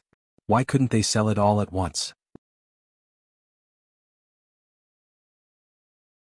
Chapter 244. Although there was cheap food, there was still a restriction on the purchase, which made many people feel disgusted and repelled. Hejian County was not a big place, but it was not small either. It was really troublesome to go to a grain store just to buy 1 or 2 days' worth of food. Is there no food in your store? Why do you want to limit the purchase instead of making money? A man's voice came from the crowd. He was wearing sackcloth and his hair was tied up with straw rope. He looked like an ordinary farmer. At this moment, the people gathered in front of the grain store seemed to have been enlightened. They started chattering. It's okay if there's no food. Why are you tormenting us? There are other stores in Hejin County that sell food even if you don't sell. The world is not safe now. What if you run into bad people when you travel so far just for a little food? What he said was exactly what many people were thinking. They were even more worried. That's right. Taking the risk to travel so far away for such a small amount of food, isn't this harming others? Yes, do you have food or not? Give us a definite answer. If you do, sell it. If you don't waste our time. We can buy from other stores. If we are delayed by you and the price of the food rises again, will you be responsible? You are so evil. I don't see you selling it much cheaper than others. Why are you playing these tricks? Are you going to sell it or not? If not, leave. Many people in the crowd shouted. They were all pointing at the grain store and trying to shake the people's hearts. Chiguan Rang stood calmly at the side. Others might not be able to tell, but he could tell that those who were trying to sow discord were not malicious. Rather than saying that they were trying to sow discord, it would be more accurate to say that they were trying to stir up the atmosphere and mislead the people. Therefore, he didn't stand out to explain the benefits of the purchase restriction. Instead, he looked at the grain store with a playful smile. He wanted to see what other tricks Lu Langjun had up his sleeves. Seeing that many people were provoked, the manager of the grain store hurriedly lifted his clothes and crossed the threshold. His face was full of fear. He bowed to the crowd and the noise of the crowd finally calmed down a little. Folks, I'm running a small business. It's all thanks to your help that I can stand firm here in Hejin County. The shopkeeper was lying through his teeth, but the commoners liked to hear such flattering words. Their emotions were once again comforted. Who doesn't know how to say nice things? Do you guys have any food here? It wasn't easy for me to gather enough money to buy more. Why are you trying to limit the purchase? Are you trying to offend me on purpose? Someone in the crowd spoke up with an unreasonable attitude. The shopkeeper was so busy that his forehead was covered in hot sweat. He smiled bitterly and said, "My fellow villagers, your words are harsh. My store had originally set up this limit for the good of everyone. Why is it that in your mouth it's looking for trouble? Of course we have plenty of food. Then why did you set a purchase restriction? Do you still want to do business?" Before the shopkeeper could finish his words, he was interrupted by the voice again. At this time, the crowd faintly sympathized with the shopkeeper. His service attitude was quite good and he was humble as well. Unfortunately, he had encountered someone with a bad temper. How pitiful was he now? Of course we want to do business, but we can't not limit the purchase. The shopkeeper bowed again and said seriously, "Nowadays the world is not stable. Who doesn't want to fill their own rice tank to the brim? But recently the price of food has skyrocketed. My fellow villagers have also seen it. You know you're selling at a high price, but you don't know how to sell at a lower price. Who are you trying to fool?" Chiguan Rang listened to the conversation between the shopkeeper and the shill and almost laughed out loud. Lu Langjun was indeed a clever person. The other party even dared to use such a despicable method. The shopkeeper patted his chest and said to the crowd, "You can't say it like that. Who doesn't want to earn money when doing business?" The crowd listened quietly. The shopkeeper had already memorized the script in his heart and spoke passionately. But business has its own rules. This kind of act of looting a burning house is not something that my store will stoop to. But why is it still marked at such a high price today? It's because we have no other choice. Everyone think about it. If my store continues to sell at a low price, will the villagers buy more, or will the people who want to take the opportunity to make a fortune buy more? Yesterday, my store and the other two stores sold a total of 2,000 dong. Sold for 2,000 dong? This business was not bad. Since there was so much surplus, why didn't they sell it or limit the purchase? Everyone was confused, but some people already understood what was going on. They guessed that the 2,000 dong were most likely bought by those who wanted to store food and not by the people who really needed it. If we continue to sell at this rate, in less than 7 or 8 days, our store's granary will be emptied. The shopkeeper's words sounded weak. Not to mention 7 or 8 days, they probably wouldn't even last for 2 or 3 days. The owner of the store thought about it and came up with the idea of limiting the purchase so that the people who really need it can buy it. After limiting the purchase, the price will be lower than it is now. No matter how many flowery words there were, they couldn't beat the phrase, "After limiting the purchase, the price will be lower than it is now." Nowadays, the food in the store was indeed more expensive than usual, but it was much cheaper than the food that was 9 or 10 times more expensive. Many people could afford it if they gritted their teeth. With that, many people's hearts began to waver and they started to lean towards the store. The shopkeeper took the opportunity to add fuel to the fire and said in a clear voice, "My fellow villagers, although the world is difficult, with the blessings of God, we should have a small harvest this year. In another 2 or 3 months, you should start preparing for the autumn harvest. By then the food will have recovered and you won't have to worry about starvation. To be honest, the store doesn't make much money by limiting purchases. But if everyone can survive until then, earning less money doesn't matter. At the very least they would feel at ease. Don't you think that's the case? Business is business and business has its own principles." Qiguan Rang raised the feather fan in his hand to cover the smile on his face. Lu Longjuan's move was really beautiful. If it were anyone else, they would have been tortured to death by the restriction on the purchase. After all, this move had affected the interests of many people. Unfortunately, Lu Langjun was of noble birth. He was the only legitimate son of the second branch of the Lu family. As long as Lu Shi didn't fall, the gentry in Hejian County would be afraid of him. The restriction on the purchase made many black-hearted merchants eager to make a fortune. So what if they lost money? If they wanted to make a move on Lu Shi, they had to see if Lu Shi would agree. The business of the Lu family's grain store was still booming. There was an endless stream of people buying food. For them, even if they had to travel for a few more hours, it was all worth it as long as they could buy cheap food. This is what a real businessman should be like. Many people sincerely exclaimed, especially when they found out that the other grain stores didn't lower the price, but instead raised the price. They admired them even more. Lanting, this is what you call gaining both fame and fortune. Chapter 245. She smiled and said, "The timing, location and people are all on my side. It's mostly luck that I can succeed this time." Qiguan Rang nodded in agreement. It's really luck this time. If Lu Shi was not in the Lus but in Hu County, Jiang Pingji would have to go through a lot of trouble to succeed. Not to mention the brutal methods of assassination in ordinary business competitions, there were many other dirty methods to kill without spilling blood. Those who were greedy for money would have many ways to ruin her reputation. Even if Jiang Pingji had good intentions, if her opponents wanted to bully her, she would make a big fuss. It was impossible to implement the purchase restriction. The root cause was that the people were too easily fooled. They believed whatever they heard and rarely had the ability to make their own judgments. Based on this situation, the grain price won't be higher than the price set by the grain store. Jiang Pingji took a sip of tea and mumbled, "I hope we can survive until the autumn harvest. That way the people won't have a large-scale food shortage. We can't let our guard down because of this. After all, the civil unrest in Meng County and Song Prefecture has spread to Hejian County and other counties. How to settle the people is a big problem.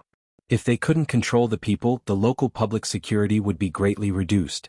Jiang Pingji raised her eyebrows and said with a smile, "That's the problem of the Hejian County chief and other aristocrats. It's not our turn to worry about it."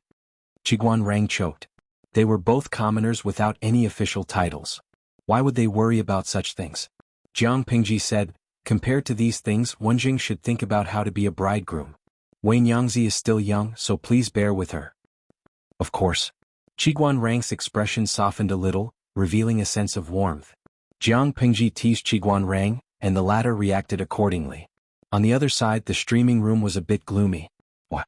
Because Jiang Pingji did not play by the rules. She traveled from the stars to ancient times to be a streamer, so she could be considered a time traveler, right? According to the usual plot of transmigration novels, as long as there was a decent man by her side, he would have a different kind of feeling for her. There could be only one male protagonist, but the friendly male supporting characters had to be from the second row to the third row. After watching the streaming for a few months, only a few men appeared and only a few of them were attractive. Qiguan Rang was getting married. Brainless smashing jar. I'm not happy. I thought that Qiguan Rang would be the streamer's CP. Sparks of love could be ignited between them. They usually get along quite well. I didn't expect that Qiguan Rang would really get married. It's so frustrating to choose the wrong CP. Hey Yudhita, I remember that Qiguan Rang is now married for the second time. How do you think he and the streamer are a good match? Cafeteria Daffinanti, #rested chin. Although I quite like this style, I feel that Qiguan Rang is not suitable for the streamer. Their personalities overlap in some areas and they are birds of a feather. They are more like bad friends. Moreover, the streamer is so young. That's right, although I don't know how old the host was in the past, she looks like she's 12 now. She'll only be 13 next year. Chun Lai, Starting from 3 years, the highest penalty is death. Raising a chestnut, 3 years of hard work, the death penalty is not a loss. Heart as clear as ice, rested my chin on my hand. Although the lowly love of the uncle was not bad, I liked the childhood sweetheart even more. Jinyan Dajiba, I like Suku more. I don't mind the CP of a loyal dog and a Tsundra master. Zegwoj chestnut, according to what you said, the young man named Hanyu is also not bad. He and the streamer are a happy quarrelsome CP. Even Lu Shi, a legitimate father, was not worried about his daughter's marriage. The viewers in the streaming room had already begun to dig up all kinds of men that Jiang Pingji had met, hoping to find Jiang Pingji's future husband from among them. Lao Siji Lianmeng, why are you worrying so much? It's not certain whether the streamer will marry in the future. His words shocked everyone present. The viewers in the streaming room reacted one after another. According to Jiang Pingji's character, there was really no need to worry about that. Lao Siji Lianmeng, in my opinion, the men you mentioned are not a good match for the streamer. First of all, they are a few years older than the streamer. According to the ancient tradition of early marriage and early childbirth, when the streamer is 17 or 18 years old, they are either married or preparing for a second marriage after their wives pass away. Do you think the streamer will be a mistress or a second wife? The viewer's words made many people feel uncomfortable. Just thinking about that kind of scene was enough to make them feel sick. The streamer's excellence was obvious to all. Wasn't it because of Jiang Pingji's charm that many viewers followed her for so long? If even such a person had to be a mistress or a second wife, it would be like eating delicacies that had been left out overnight. Lao Siji Lianmeng, the streamer still has a long way to go. It's too early to talk about relationships. The world is so big. There will be more outstanding people. Why should you limit your vision to a few people? Qiguan Rang will not be the streamer's CP. They will only be good friends. Although Jiang Pingji did not care about the bullet screen in the streaming room, Lao Siji Lianmeng did win her heart. While paying attention to the bullet screen, she chatted happily with Qiguan Rang. Will Lanting go to Shangjing with Lu County Chief soon? Qiguan Rang suddenly brought up the topic and said regretfully, I thought I could invite Lanting to the wedding, but it seems that we are not fated to do so. Well, it's time to leave. The Mengs are going to investigate soon. Although I am confident that I am clean and did not leave any clues, it is hard to say that the Mengs will not suspect me. Jiang Pingji shook her head and said, not only that, my father and Mr. Wei Yuan have recommended me to study in Langyi. I will leave here sooner or later. But I can't be there for your wedding, but I will send the gift. It was time to go somewhere else to avoid the storm.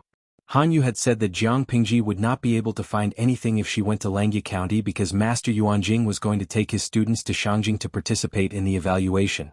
Lu Shi was the general evaluation officer of this year. Jiang Pingji would be going to Shangjing with him and she would meet Master Yuanjing. Qiguan Rang sighed with emotion. I don't know when we can meet again. Jiang Pingji smiled and said, when I need you.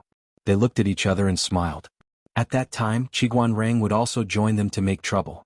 But before that, she had to find other talents. She couldn't rely on Suku alone. What if he got sick from exhaustion? Not to mention how furious the shopkeepers of the other grain shops in Hejian County were.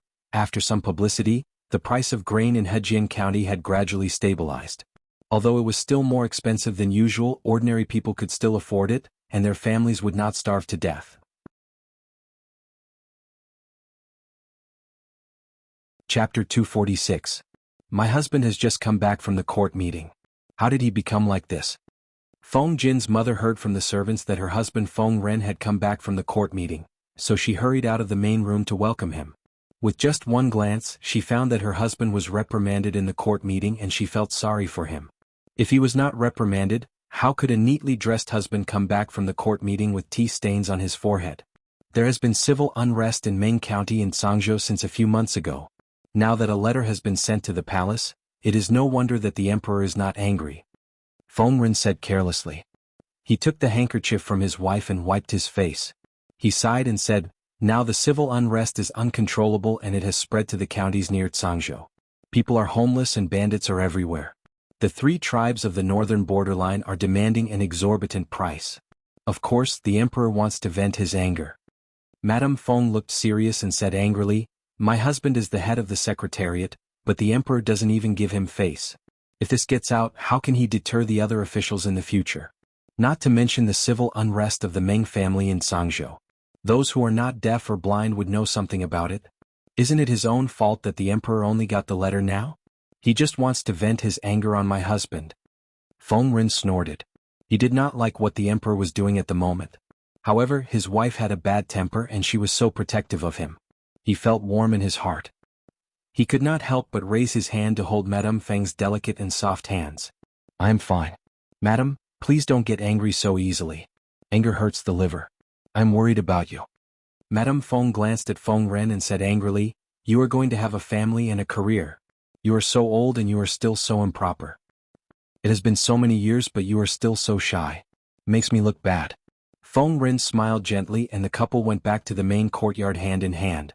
Madame Feng asked the servants to prepare hot soup so that Feng Ren could take a comfortable bath and change into a clean spring shirt. Alas, even so. Feng Ren sat in front of the table. His wife was holding an embroidery rod and was carefully embroidering a black plum blossom picture.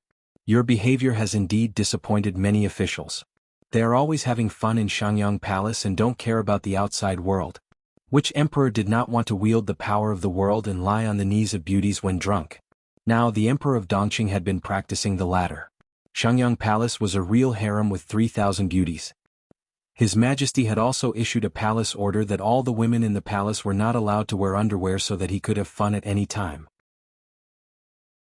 Every time Feng Ren entered the palace, he did not dare to take a second look, for fear that he would see something unsightly. If that was the case, it would have been fine, but the emperor just had to like to go to the homes of his ministers for a short visit. Who knew how many wives of his ministers had been fooled by him? It was absurd beyond compare. Compared to the previous emperor of Dongqing, Emperor Yang of Qing, it was no less frightening. He had ascended the throne for many years, but the number of times he attended court could be counted on one hand. Indulging in beauty, unable to extricate himself. Occasionally, Feng Ren also doubted whether he would die on a woman's belly because of his indulgence in lust. Although the aristocratic families were now in power, this had a lot to do with the emperor's indulgence in sensual pleasures and neglect of court affairs. The more power the aristocratic families had, the more they impeded the imperial power. The more the emperor could not enjoy the pleasure of ruling over the world. He was controlled everywhere, and the more he indulged in sensual pleasures, the less he cared about court affairs. And the more power the aristocratic families had, the more it was a vicious cycle. He was ambitious but did not like to manage court affairs. He wanted to suppress the aristocratic families and regain his power, but he did not have the ability. How could there be such a good thing in the world? The current emperor of Dongqing, other than having more sons than his brother and being able to sleep with several women at night, had nothing else to show. Feng Ren was calm. Even if he was called to the study room by the emperor and smashed a cup of tea, he could still chat with his wife calmly. Who cares? Madame Feng said carelessly, they have been crazy for a long time. Look at you, there's a cut on your forehead. Put some ointment on it and don't eat much for a few days in case there's a scar left after you recover. Other than the first emperor of Dongqing, who had some achievements and ambition, the others were useless and useless. If it was not for the fact that the Feng family needed people in the imperial court, she would not want her husband to be the head of the secretariat. It was said that the emperor was dead and the aristocratic families were made of iron. No matter how bad the Feng family was, it would not be that bad. It did not matter if the royal family wanted to die or not. Her husband had written 4 or 5 memorials to remind the emperor about the Tsang prefecture and Meng county. However, the emperor was busy with his new favorite. If it was not for important matters, he did not want to see Feng Ren at all. The memorials he wrote 2 years ago were still gathering dust. Why would he read the memorials Feng Ren wrote a few months ago? Now he was angry? What was the use? I am worried about Huayu. He is now with the 4th prince. I don't know if he will run into mobs on the way. The children will have their own fortune. Don't you always say that? Why are you so worried when Erlang has only been away for a few months? Madame Feng put the embroidery cloth beside her and took out a sealed letter from the table. Huayu, you care too little about him? He took the letter and saw that it was written by Lu Shi. Feng Ren said. He only found out about Feng Jin's situation a few years ago. At that time, Feng Jin's character had already formed. He wanted to correct it but was afraid that it would backfire. He could only blame his wife for paying too much attention to the eldest son and loving the youngest son. They neglected the second son. Erlang is already at the age to start a family. Why are you more worried than me? What did Lu Feng write? Feng Ren read quickly. He lowered his eyebrows and smiled. Madam, you just laughed at me for being frivolous. Look at him. He is frivolous. He gave up his job as the county chief and came to be a matchmaker. Madame Feng did not avoid the topic. She picked up the letter and read it carefully. She had an idea. I have never heard of this lady from the Wei family. Feng Jin's brother had been engaged and it was his turn now. So Madame Feng had been looking for suitable ladies for the past 6 months. She was hesitating. I don't know what her temperament is. You can find out if you check. I am afraid that the lady that Lu Shi likes is not too bad. Feng Ren said, the Wei family in Hejian? Huayu can be a good match. If she has a good temperament and Huayu has no objection, she can be chosen. The Feng family was a big family. Feng Jin's brother was the eldest son of the legal wife. His wife would be the future wife of the family. Naturally, they had to carefully select her. Her family background, talent, and appearance must be good. But Feng Jin was the second son of the legal wife, so the requirements were not so strict. It was not that they did not treat Feng Jin well. They were afraid that sisters-in-law with similar status would easily have thoughts that they should not have, which would not be good for the family. Therefore, the status of Feng Jin's wife was not important. They valued her character, talent, and temperament more. If there was a shrewd and ambitious woman who instigated Feng Jin and his brother to fight for the family property, it would not work. Chapter 247. Lu Shi and Feng Ren were friends of gentlemen, and they had a good relationship in private. They usually talked about their literary ideals and political affairs. They rarely talked about their work. This kind of friendship and the way they got along with each other made Feng Ren feel relaxed. Naturally, their relationship was not bad. My husband always said that Lu County Chief was an idiot. I believe it now. Madame Feng put the letter away with a smile. Although it was an encrypted letter, there was nothing shameful in it. It was nothing more than talking about daily life, describing what had happened in the past few years, expressing his longing and acting as a matchmaker. He talked about how he was about to leave for Shangjing and didn't have a place to stay. He asked Feng Ren to help him arrange a place so that he wouldn't have to sleep in the open. The content was humorous. It didn't sound like the tone of the famous Lu County Chief at all. It sounded more like a boy who hadn't grown up. He's even more idiotic. Feng Ren opened his mouth, but he suddenly thought of something and stopped. He said vaguely, anyway, you can't just judge a person by his appearance. He looks beautiful but inside he's a pervert. Feng Ren and his wife had been married for many years and their relationship was getting better and better. They talked for a while and got up to have dinner together. At the same time, the news that Feng Ren, the head of the secretariat, was reprimanded by the emperor and even smashed a teacup had spread to all the families in Shangjing. Those with ordinary family backgrounds felt insecure. Those with great power in the court just looked on coldly. They all thought that Feng Ren would be angry and stay at home for a few days after being wronged. They didn't know that he still did what he was supposed to do the next day. Except for the mark on his forehead, there was no difference. Some old officials who were clear-minded couldn't help but sigh when they saw it. The emperor had completely offended Feng Ren. So what if he was the head of the secretariat? There were countless high-ranking officials in the Feng family.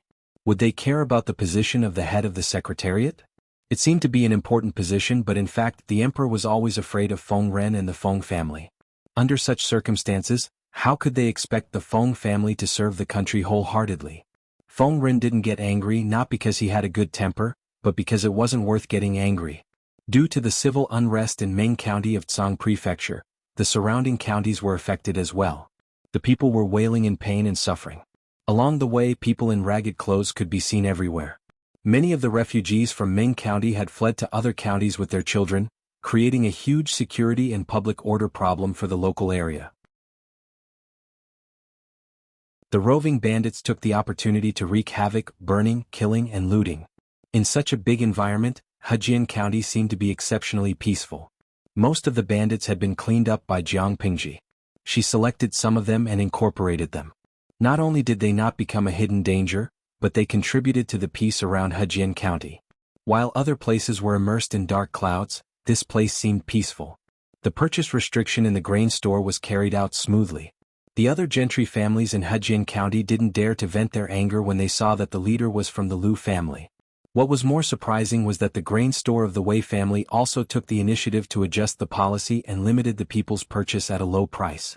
At least they know how to return the favor. Lu Shi smiled faintly when he heard the news. Jiang Pingji rolled her eyes and asked, Did father really step forward to be a matchmaker for Jing and Huayu? Lu Shi snorted. What else? If they didn't have such a handsome son-in-law, how could the Wei family be so generous? When Jiang Pengji implemented the purchase restriction, although the Wei family didn't kick them when they were down, they were just watching from the sidelines. Now that Jiang Pengji had introduced the purchase restriction, no one would believe it if they didn't have a secret deal. If that's the case, I'm relieved. Huayu is a noble person. He will treat Jingxian well. Jiang Pengji didn't think too much about it. Wei Jingxian marrying Feng Jin was better than marrying Wu Ma Jun, wasn't it? Other things aside, Feng Jin's character was still trustworthy. Lu Shi secretly shook his head. His daughter was so kind. Based on the current situation, the marriage between Feng Jin and Wei Jingxian seemed to be perfect, but in the future, his daughter might have to bear double the pain, but it was too early to say that. Who knew what the future would be like? Lu Shi skipped the topic and said to Jiang Pengji, "It will be the autumn harvest in a month and I will be going to Shangjing to meet the emperor. Ask your aunt to prepare the things you will need on the way. It's your first time going out, so you should be well prepared." Okay. Lu Shi said, "Pick some of the troops to follow us and protect us on the way. The rest will stay in Hejin County." Jiang Pengji's troops had expanded to 1,500 people, and that was the result of her careful selection. She couldn't take all 1,500 people with her. At most, she could take 40 to 50 people with her. The rest had to stay where they were. Jiang Pengji nodded. In fact, she didn't want to expose all of them. The quality of the troops varied. Everyone needed to be polished and trained. Even if Lu Shi didn't say so, she would do it anyway. "Father, don't worry. I have asked Xiaoyu to pick suitable followers. The rest will stay in Hejin County for now. Wenjing will take care of them." Although Qiguan Rang hadn't officially joined the team, Jiang Pengji didn't want to waste such a good labor force. Su couldn't stay, but Meng Hun still couldn't manage a troop of 1,000 people neatly. After all, internal affairs weren't his strong point. Besides, his current identity was a little sensitive, and he needed to avoid the Mengs. Most of the time he couldn't appear openly. Fortunately, Qiguan Rang would stay in Hejin County. He could more or less take over Suku's work, so she didn't have to worry about the troops. Although the departure would take more than a month, the preparations had already begun. In the ancient times, when transportation and information were not developed, it was not easy to travel far. Jiang Pengji habitually broadcast every day. Because the content was monotonous and boring, she didn't meet any interesting people or things. Most of the time, it was the audience who entertained themselves with the bullet screen. Jiang Pengji sometimes read the bullet screen to kill time. Unknowingly, the autumn harvest was approaching. The fields were yellow and farmers and tenants were working everywhere.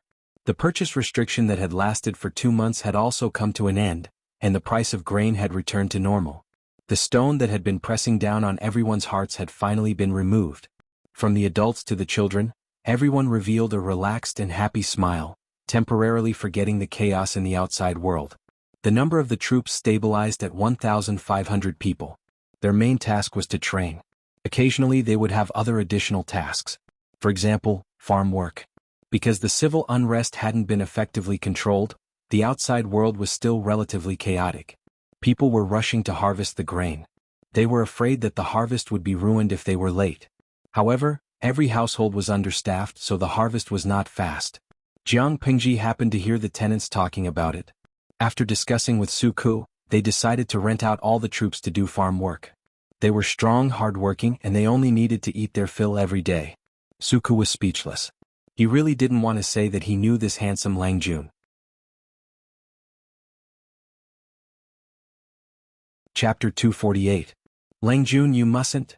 Suku moved quickly, intending to stop Jiang Pengji, who wanted to help. It was not that he thought she was a noble person and could not work like a farmer, but that he was busy enough and did not want to add to the mess. Jiang Pengji turned her head and asked Suku in confusion, "Why are you stopping me? There are no monsters in the fields." At that moment, the audience in the streaming room had started to become teachers, teaching Jiang Pengji how to do farm work. Even if she did not know how to do it before, she could now follow the guide given by her friends in the streaming room. Suku was looking down on her. Suku was speechless. After a while he said, "Lang Jun, you are a noble person. How can you work like a peasant?" Jiang Pengji tilted her head and looked at him with a faint look in her eyes. "Speak like a human." Suku's face turned green. After a while he said, "We are busy with the autumn harvest. Lang Jun, don't add to the mess." Jiang Pingji was speechless. She did not want to look at the ha ha ha on the streaming screen. In the past it was always Suku who felt sorry for him. This time, it was her turn to feel sorry for him. Lao Ciji Lianming, light a candle for this honest boy. He actually said that. Zwizhen Beishijing, I was drinking and almost choked. Suku was looking for trouble. Even if he thought that, he could not say it out loud. I think the streamer's expression is about to change. Hey young man, you have to be careful. He is going to make things difficult for you. Mowu Huashi, #propping chin. Suku is not following the routine. According to the usual routine, he should be secretly moved. After all, the streamer was willing to put down her pride and work in the fields. It was a necessary quality for a wise ruler, but he actually despised the streamer. Yun Chi Mao, do any of you remember the streamer's background? Speaking of which, did she still see crops in her era?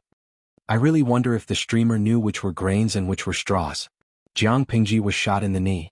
She had indeed never seen real crops. It was like the audience in the streaming room had never seen a pig run, but they had eaten pork. But they could not look down on her knowledge just because of that, okay? Host V, don't you have the bullet screen to guide us? Lao Ciji Lianming, most of them are from Baidu. I don't know if they are useful. Jiang Pingji was speechless. Nai Bao Bao, actually I'm curious. Agriculture still existed in the host's era, right? Fully automatic machines are used for harvesting? Jiang Pingji stared at Suku silently, but he didn't budge. She squatted on the ridge of the field and looked at the farmers who were working. It looked like he was defeated, but he was actually chatting with the audience in the live broadcast room. Host V, do you know what it means to be a farmer in my time? 2 words, rich. The viewers in the live stream room expressed their shock and sent a series of exclamation marks. How much money can you make from farming? Jiang Pingji thought about it and used a very vivid metaphor to give them a general idea. Host V, all of you have seen the Great Universal Geographical Map of Dongqing, right? You know the approximate size of this country. The audience in the live streaming room expressed that they knew about it. After all, the Great Geographical Map of Dongqing was hanging in her study room. It was hard not to see it. In terms of land area, it was about 1/6 of their era's Hua Nation and slightly larger. This was the result of a data guru in the live broadcast room after combining the various data provided by the host. And then? Host V, it looks like a large land area, but it's about the size of a small or medium-sized farm. In other words, the land area of the Emperor of Dongqing is less than that of a small or medium-sized farm owner in her time. The audience in the live streaming room, Lao Ciji Lianming, I may have drunk fake wine and watched fake live streams. I suddenly can't look at the term farm owner. Xiao Gue, can't look at it directly +1. I suddenly feel that my family's rural household is suddenly much more lofty. Moonlight treasure box, can't look at it directly +2. The urban household is trembling. A farm that was 1/6 of the land area of Hua Nation was completely unimaginable. However, would a farm owner be able to manage such a large farm? He should be able to, right? But they couldn't imagine what it would be like. Lao Ciji Lianming, wait a minute. I seem to have analyzed a very scary fact. If there were such large farms in the host's time, obviously the earth could no longer meet the needs of the farm owners. Would there be the existence of agricultural planets? In other words, the host's time was already interstellar. Just like what many interstellar novels imagined, there were many planets in the universe that were suitable for the survival of living creatures. Some planets were specially divided for farming, which gave rise to such terrifying farm owners. The audience in the live streaming room were all excited after being reminded by him. Jiang Pingji didn't know what they were excited about. She quietly looked at the 2 or 3 tenant farmers who were working together on a piece of land. The audience in the live streaming room couldn't imagine how the farm owners in her time managed such a large farm as Dongqing because they had never seen it with their own eyes. Jiang Pingji hadn't seen the autumn harvest with her own eyes, so she couldn't imagine how the farmers harvested the grain. Suku saw that Jiang Pingji was so quiet and he felt anxious. He changed his words and said, if you're really curious, you should get a tenant farmer who is familiar with the field to guide you. The grain seems to be nothing, but if it's harvested improperly, it can easily cause lumbar muscle strain and scratches on the hands and feet. Jiang Pingji tilted her head and looked at him. Then go find a tenant farmer. The audience in the live streaming room could only copy and paste on Baidu. They were no better than her. Suku had no choice but to get up and find an experienced tenant farmer. He hoped that his Lang Jun would know the difficulty and stop tormenting herself. Why don't you use tools? Jiang Pingji's understanding of the ancient times was limited. Even if she came to this era and searched for information from books and the outside world, she still needed to see many things with her own eyes. She didn't have the actual objects in her mind, so she couldn't imagine it. The old tenant farmer was in fear and trepidation. Langjun, there are farming tools, but they are rare and the cattle are precious. Usually, 3 or 4 households share them. When one household finishes harvesting, it's the next one's turn. If they are experienced, their speed isn't slow. In fact, it relied more on manpower than the power of tools. Jiang Pingji followed the direction of the old tenant farmer's finger and saw a farmer using rough farming tools. She frowned slightly. She couldn't imagine using manpower to harvest the grain. Not to mention the big farm owners, even the small farm owners wouldn't be able to harvest all the grain in their lifetime.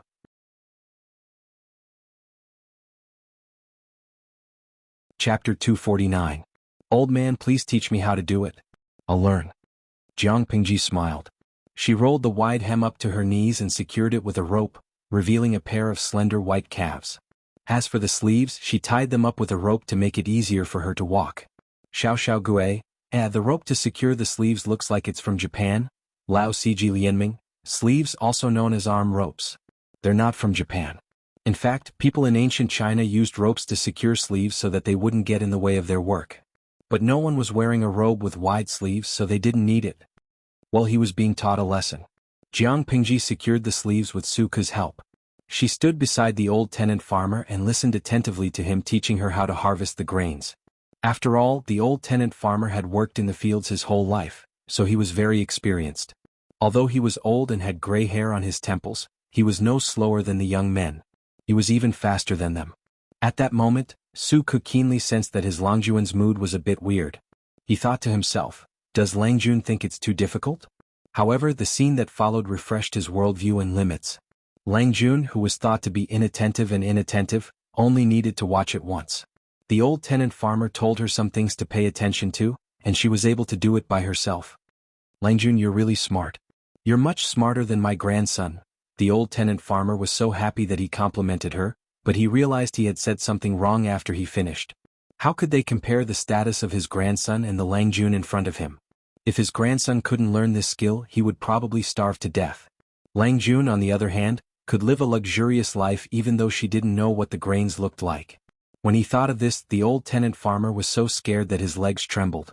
His face turned pale and he almost fell to his knees. Unexpectedly, Jiang Pingji revealed a very happy smile and spoke to him in a gentle and soft voice. It's not hard to see, but you need to pay attention to your posture and strength. Otherwise your whole body will hurt. The old tenant farmer didn't know how to control his posture and strength, but he had accumulated a lifetime's worth of experience. Suku stood to the side and his face turned slightly better. Jiang Pingji didn't seem to realize that the old tenant farmer had said something offensive. Instead, she quickly harvested the rest of the rice. A quarter of an hour later, she sat on the ridge of the field, swinging her 2 slender white legs. Her forehead was faintly covered in a thin layer of sweat. Langjun, do you want to apply some medicine? Suku held a small brown bottle in his hand, which contained a plaster that could remove blood stasis and stop bleeding. Jiang Pingji looked at his hand, then looked at her calves and feet, which were scratched by the grains and foreign objects. She understood and shook her head. She pointed to the seat beside her and gestured for him to sit down. That old farmer didn't mean to offend you. Suku was sensitive to other people's emotions and he had a better understanding of his Langjun. He knew that she was not in a good mood. No matter how he thought about it, it seemed like the old tenant farmer's words were the only thing that offended him and made him unhappy. However, Suku was wrong this time. Jiang Pingji had many flaws. She was capricious, arrogant, and unruly. It seemed to be a common failing of the aristocratic families in this era. However, Jiang Pingji was different from those people. She would not hurt the weak and innocent, not to mention that the old farmer had no ill intentions. Are you pleading on behalf of someone else? Jiang Pingji couldn't help but laugh. She said, Xiaoyu, the premise of pleading is that you have to understand the whole story and know the truth. Otherwise, not only will your pleading fail, but it will also add fuel to the fire. I'm not angry because of that. Suku said seriously, but you are indeed not in a good mood. Jiang Pingji smiled and asked him in return, then do you know why I am not happy? Suku was dumbfounded. He even suspected that it was not that she was in a bad mood, but that she was simply using this as a pretext to torment him. Suku cupped his hands in front of his chest. His cheeks were slightly red. I don't understand. Please enlighten me. Jiang Pingji did not answer his question. Instead, she asked, Do you think I was a burden when I harvested the grains? Suku was speechless. Sure enough, it was directed at him. Before Suku could recover from his confusion, Jiang Pingji continued, Don't think that I look fine now. In fact, my back is aching. Farm work is not something that can be done with strength.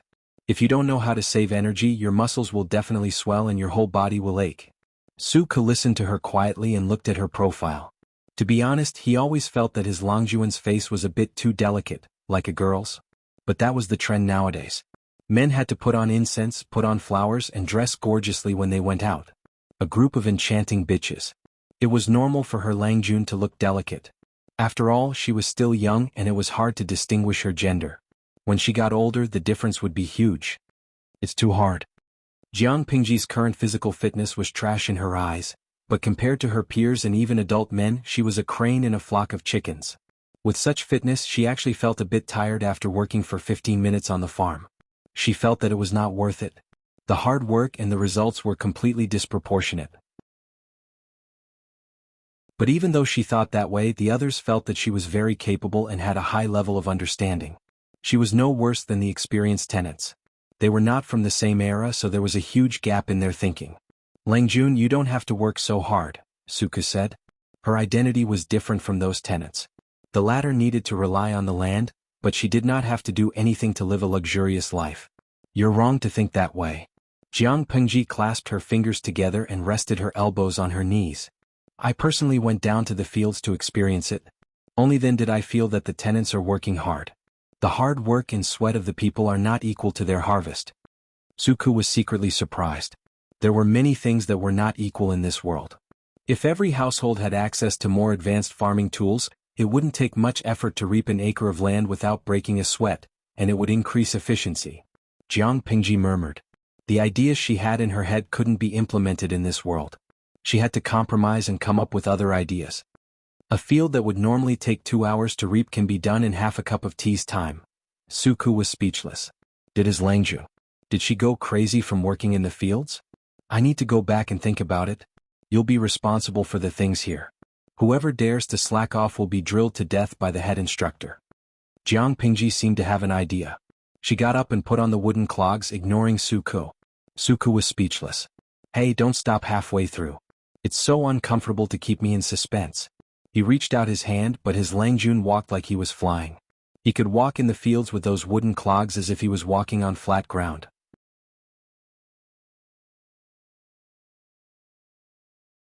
Chapter 250. What are you drawing, Langjun? Taksha stroked her long sleeves with one hand and ground an ink block with the other. The air was filled with the fragrance of ink. Jiang Pingji dipped the brush in the ink and started writing on the bamboo paper. The ink lines of different thicknesses were arranged in picturesque disorder on the drawing paper. In a short while, a strange picture was formed. However, no matter how Taksha looked at it, she could not tell what it was. Something useful.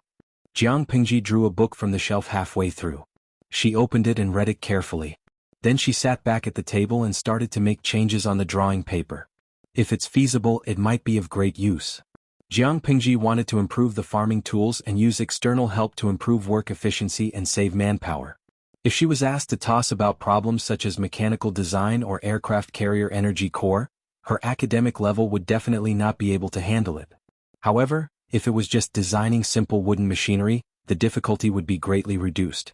Not to mention, the audience in the live broadcast room could also provide her with friendly reference materials. Therefore, it was not difficult for her to improve the farming tools. The real difficulty was that the tools had to be in line with the current level of technology. She also had to manufacture the tools that she designed. At the same time, she had to consider the cost and maintenance issues.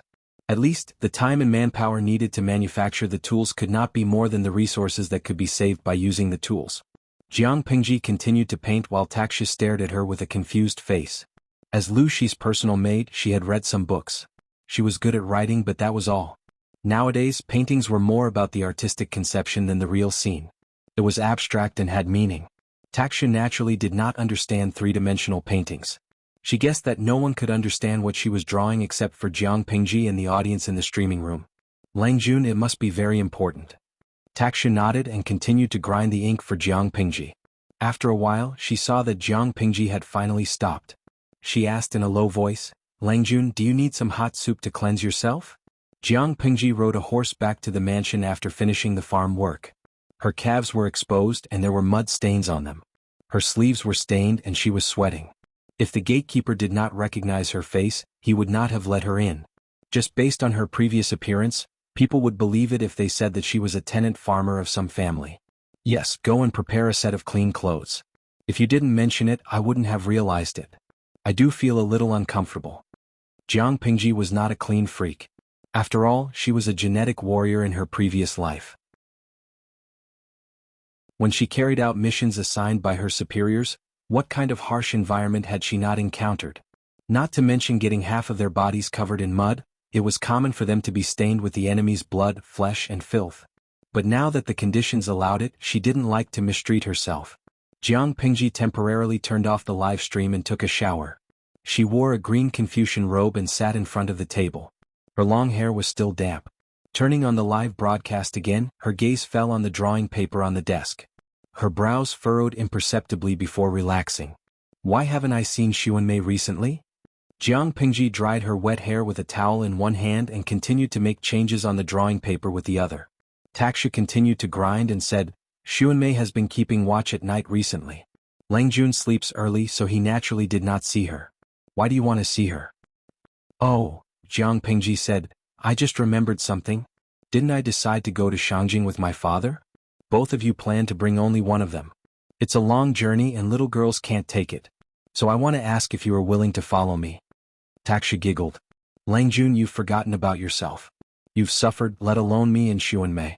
Since I'm Langjuan's maid, I'll follow you wherever you go. There's no reason for me to be unwilling to go. Xuanmei would say the same thing if you asked her. But why do you want me and Xuanmei to stay at home?" Jiang Pingji shook her head and answered directly, "I'm going to study, not to seek pleasure. I don't need too many people to serve me. Even so, you can't mistreat yourself." Taksha looked at her with hope. "I want to follow you." Jiang Pingji did not agree immediately. She only said that she would ask for Xuanmei's opinion. Due to the elimination of some stubborn and cruel bandits, the autumn harvest in Hejian County was relatively peaceful. Plus, there was a small bumper harvest, so there was more or less some surplus grain. Jiang Pingji asked Su Ku to calculate the money earned from the few thousand don of grain and then purchase grain elsewhere at a lower price. Going back and forth, the original 5,000 don of grain could be multiplied. With the grain, Jiang Pingji, the poor person, had a slightly fuller purse. Su Ku was becoming more and more like a meticulous housekeeper. His abacus was crackling and he could split a penny into two. There was still a lot of room for the grain they earned. He said that it was all because of his Langjun. Before leaving, Jiang Pingji climbed over the wall and left the manor. She climbed over Wei Yuan's wall again to look for Qiguan Rang. Qiguan Rang, who almost thought that it was a night attack, was speechless. He pulled his cloak together and took a drawing from Jiang Pingji. There was a drawing of a strange object on it. "It's an improved farming tool." Jiang Pingji took a sip of tea. "But I have too little experience. This kind of imaginary thing can't achieve the desired effect. I'm handing this over to you. I've also talked to the carpentry workshop in the Lu Manor. You can discuss with the carpentry workshop about how to make it into a usable object." Qiguan Rang listened to her in shock. He suddenly thought of the improved crossbow and was speechless. "If Langjun can solve this problem, you may become a person who is not inferior to the Mahists." It was a pity that Lu Shi's talent was not limited to farming but to the world. Jiang Pingji ignored his words and continued, "Do it in private. Don't let anyone know." Qiguan Rang was from this era, so he understood the pros and cons of it. He cupped his hands and said, "Don't worry, Lanting." Jiang Pingji said, "Okay. Thank you." Qiguan Rang was smart and suspicious. Jiang Pingji climbed over the wall to look for him in the middle of the night, and it was the night before they left. He put away the drawing and asked, "Langjun, do you suspect that there's something wrong with you?" "Yes." Unexpectedly, Jiang Pingji answered the question. "But that's not the main reason. It's just one of the reasons. The other reason is that it's convenient for Wenjing to stay in Hejian. I'll be in Langyi for a while, so I won't be able to take care of him. Then."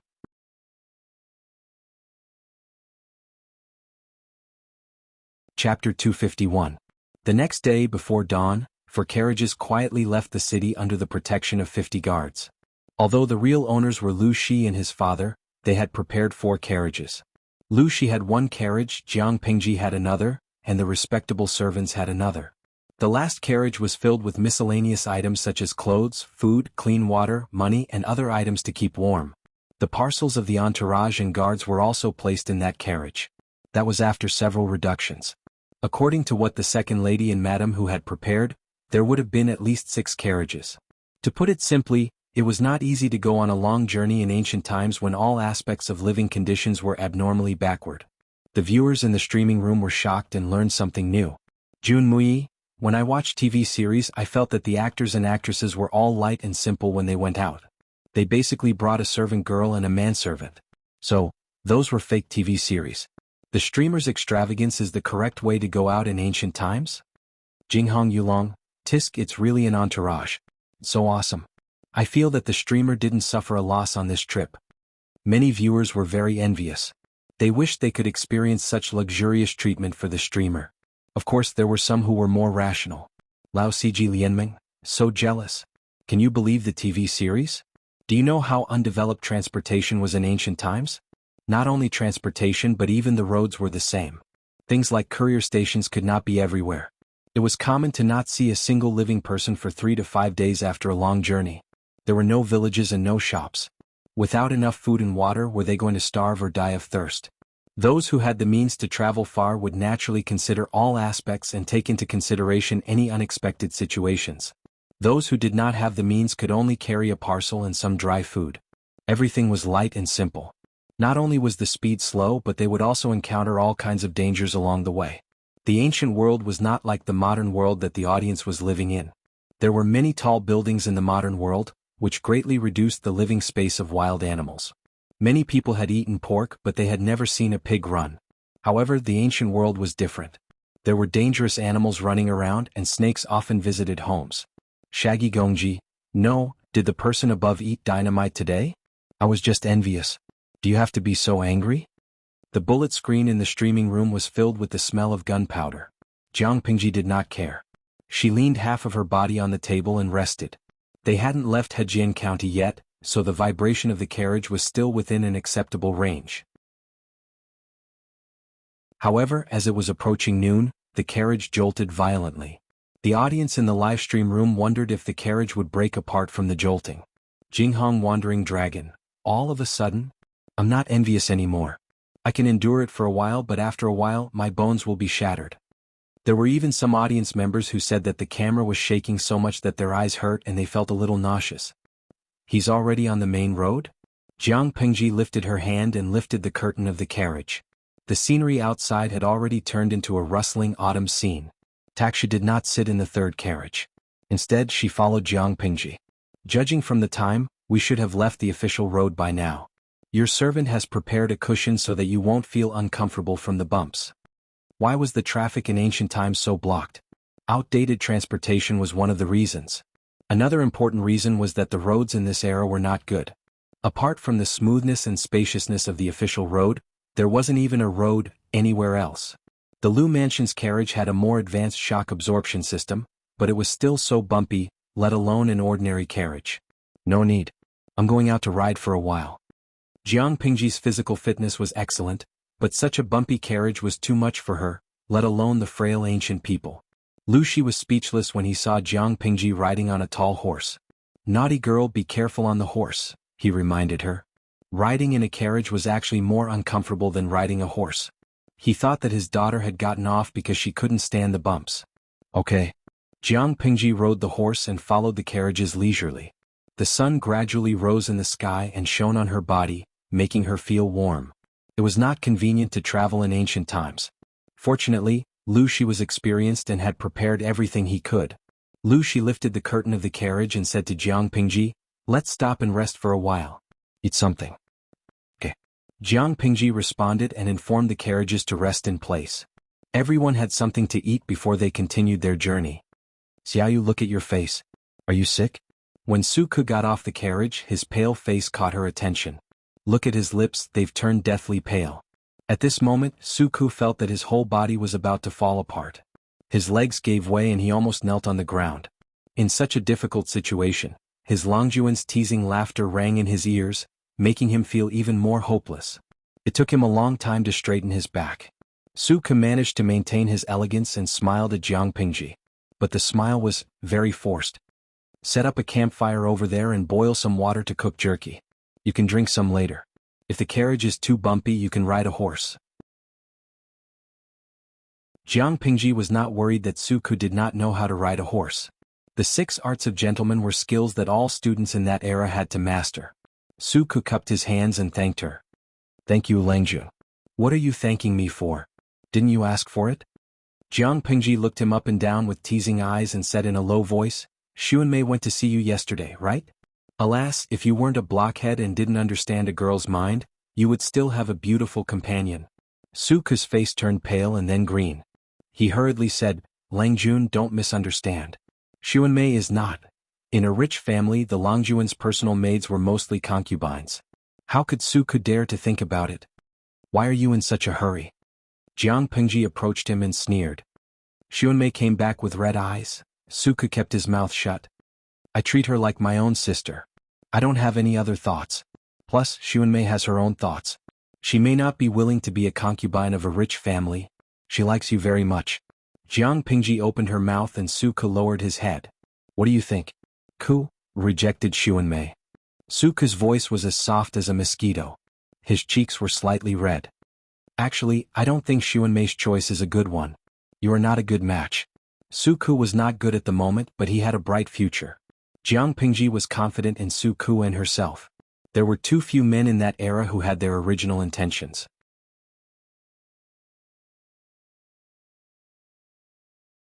Chapter 252. Jiang Pingji crossed her arms and leaned against the side of the carriage. Su Ke felt more and more uncomfortable. He didn't even know where to put his hands. But that girl is quite silly and stubborn. You should know why she chose to stay in Hejin County, right? Su Ke didn't say anything. He didn't know how to respond. He didn't know at first, but since his Langjun said so, he naturally understood. She stayed in Hejin County to take care of his aunt. Xuanmei's character was like her name. She was gentle and very kind. It seems that you understand. Jiang Pingji patted his shoulder and whispered with a smile, if you like Xuanmei, remember to come to me and ask for her hand in marriage. If you don't like her, you should make up your mind as soon as possible. Don't waste her time. Su Ke smiled helplessly. His Longjuan's temperament was too unexpected. The audience in the streaming room witnessed the whole conversation. Many people who liked the master-servant couple expressed their heartache. Streamer, you are not a qualified woman from another world. Do you understand? Also, when did Xuanmei and Su Ke hook up? I understand. Su Ke cupped his hands in front of his chest and kept his head down. Only his exposed ears were slightly red. After a short rest and a full meal, they continued their journey. The surrounding environment became more dangerous after leaving Hejin County. Not only did they have to face man-made harm, but they also had to guard against natural disasters. The distance between each relay station wasn't fixed. Sometimes it would only take half a day to travel from one relay station to the next, while other times, it would take 3 to 4 days. Fortunately, the carriages were equipped with enough rice and water, so the 50 people in the caravan didn't have to worry too much. The journey was very boring. After 5 or 6 days, even the weak Su Ke gradually got used to the bumpy carriage. Although he was still pale, he was much better than before. In comparison, his ability to adapt was not as good as Takshu, a girl from the inner yard. Under such circumstances, the content of the live stream in the streaming room for the past few days was naturally boring. Having seen the scene of traveling in ancient times with their own eyes, they did not envy Jiang Pingji for being able to travel so majestically and ostentatiously. It was simply suffering. Bingtang Lemon, I was quite envious, but now I only feel sorry for her. I lived on the grasslands and rode a horse before. I know how tiring it is to ride a horse for a long time. Looking at the road, I can imagine how bumpy it is inside the carriage. In short, modern society is better. Tianxia Wudi, all of you are staring at the streamer and the carriage. Am I the only one who feels sorry for the guard who has to walk? I counted and found that each of them had worn out 7 or 8 pairs of straw sandals. While we were resting, I saw someone sitting on the ground and picking the blisters on his feet. Nidita, you've hit the nail on the head. When I first entered the streaming room, I was wondering why every guard had a string of straw sandals hanging on their shoulders. If I didn't know better, I would have thought that they were weaving straw sandals to sell. Now that I understand, I just feel sad. Lao Ciji Lianming, I remember when I was in high school, the school organized an excursion in the third year of high school. The whole grade had to walk up and down the mountain on their feet. It was about 20 kilometers. Many people couldn't recover for a week. Over the past few days, these guards had traveled a lot more than they had traveled on foot. They even had to take turns to keep watch at night. A group of people sleeping in the wilderness. The conditions were really tough. Thinking about himself, as long as he had a card or a mobile phone, he could go on an excursion at any time. But in ancient times, it was almost impossible. The water in the water bag is finished. I don't know if there is a water source nearby. Lu Shi took a bite of the dry, hard cake. There was no taste in his mouth. The water bag in his hand was empty. The guards sat in twos and threes. They seemed relaxed, but in fact, they were secretly vigilant of their surroundings. I'll ask someone to look for it. Father, go rest in the carriage. Jiang Pingji took the water bag from him and selected a few guards who were in good condition to look for a clean water source. She could choose not to go, but when it came to survival in the wilderness, no one had more experience than she did. She could find water as fast as possible and avoid the dangers lurking in the forest. Her efficiency was unquestionable. Everyone had a few water bags with them. If they drank a little at a time, they could probably last until the next station. Jiang Pingji had a long knife on her waist. The blade was straight and sharp. If it weren't for her delicate face and short stature, she would have looked valiant and heroic. She raised her hand and chopped the bushes around her with the knife, clearing a relatively clear path. There's a stream half a mile ahead. Jiang Pingji said with certainty. It's not winter now. Snakes, insects, rats and ants are active. Before she finished her sentence, she suddenly turned her wrist and held the black knife in a backhand grip. The blade and the sword deeply pierced into the tree trunk behind a guard. The guard was so scared that his body stiffened. His forehead was covered in cold sweat and he didn't dare to move. Because she had walked a lot, her breathing was a little heavy. It's a poisonous snake. She pulled out the knife with a clang. At that moment, everyone realized that the tip of the knife was stained with blood. A poisonous snake with a triangular head and a brown body was nailed to the tree trunk. It was still in the posture of exerting force before it died. If it weren't for Jiang Pingji's quick action, the snake's poisonous fangs would have bitten the guard's neck. Be careful. Jiang Pingji put away the knife. Her expression was still cold, but it gave people an indescribable sense of security. After stumbling for another half a mile, they heard the sound of flowing water. The troops looked at her with awe and admiration. Go get some water. Hurry up. Jiang Pingji stood on a huge rock by the stream and looked into the distance. She didn't find anything unusual. The guards heard her and immediately took down the water bags hanging on their bodies. They squatted by the water and filled it with water. Sans Hisang Shiningsher, the ancient water source is not polluted. It looks really clean. Nongfu Shangquan Yudiangshuan, it looks clean but it doesn't mean it's really clean. If you drink it directly you might get diarrhea. Who knows how many microorganisms are in it? If you drink it you might be infected by parasites. I think it's safer to boil it first. Jiang Pingji wouldn't be so careless even if the audience in the streaming room didn't remind her. In fact, every time she fetched water she would ask someone to boil it in the pot and then put it back into the water bag. Langjun. While she was reading the comments to kill time, a guard suddenly ran to her with a bloody coat in his hands. What happened? Jiang Pingji looked at the bloody coat that had been soaked in the water and took it. It was a cloak worn by an adult man. The material was exquisite. It was not the coarse cloth or linen that ordinary people usually used. Where did you find it? There were a few cuts on the cloak and fresh blood was still burning. In other words, the owner of the cloak had been killed not long ago, and he was nearby. Langjun, when we were collecting water, the cloak floated down from upstream. Jiang Pingji looked at the cloak and her eyes flickered. The atmosphere in the streaming room also fell into a strange silence. They all hoped that Jiang Pingji could go over and take a look. Maybe she could even save a life. But they didn't even need to think to know that the owner of the bloody clothes must have encountered bandits who committed murder and robbery in the deep mountains and forests. Or maybe they were being pursued by their enemies. If Jiang Pingji went there she might be in danger. Kindness was a good quality, but it was not good to bring danger to strangers or the people around you. That was called St. Mary's disease. Coincidentally, the system's voice rang in Jiang Pingji's ears. It had been pretending to be deaf for a long time. Ching Ching, a friend of Meng Zhan from Meng County in Song Prefecture. He is currently in an unknown danger. Please save him in half an hour. Once the mission is completed, the host will receive the reward of full breasts. Raise your wrists high and turn around, and your breasts will cover your clothes. If you fail, you will receive a level 6 electric shock as punishment. Please consider carefully and carry out the mission as soon as possible to prevent the target from dying. It was another real-time triggered mission. This time it was a level 6 electric shock. Jiang Pingji was speechless. System, you've been obedient for months. Why did you suddenly appear out of nowhere and cause trouble? What did a human do? Langjun, do you want me to go and take a look? The guard asked in a low voice. He was afraid that his voice would attract the attention of the thieves. No need. You go and tell the others to be quiet. Don't let the thieves find out and cause trouble. Jiang Pingji's face was cold. She threw the bloody cloak on the ground without even looking at it. Obviously, people with discerning eyes could tell her decision from her reaction. Yes, I understand. As the saying went, it was better to avoid trouble. There were only a few people who would stand up for injustice. As the guards who were responsible for Langjuan's safety, they didn't want any unnecessary trouble to happen. Some of the viewers in the streaming room were very anxious. They typed and scolded Jiang Pingji for being cold-blooded and heartless.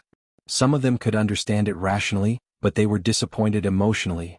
They wanted to see a streamer who was righteous, not selfish and cold-blooded. At that moment, the system's voice came out. The system gritted its teeth. Don't tell me you want to refuse again. Host, if you don't listen to me, you will definitely regret it. Jiang Pingji sneered secretly. I won't do the mission. What can you do to me? The system said, level 6 electric shock punishment. Aren't you afraid of death? Will you let me die? Jiang Pingji asked secretly. The system choked and said angrily, you don't have to refuse the mission just to spite me. You're wrong. I won't save him just because he is Meng Zhan's best friend.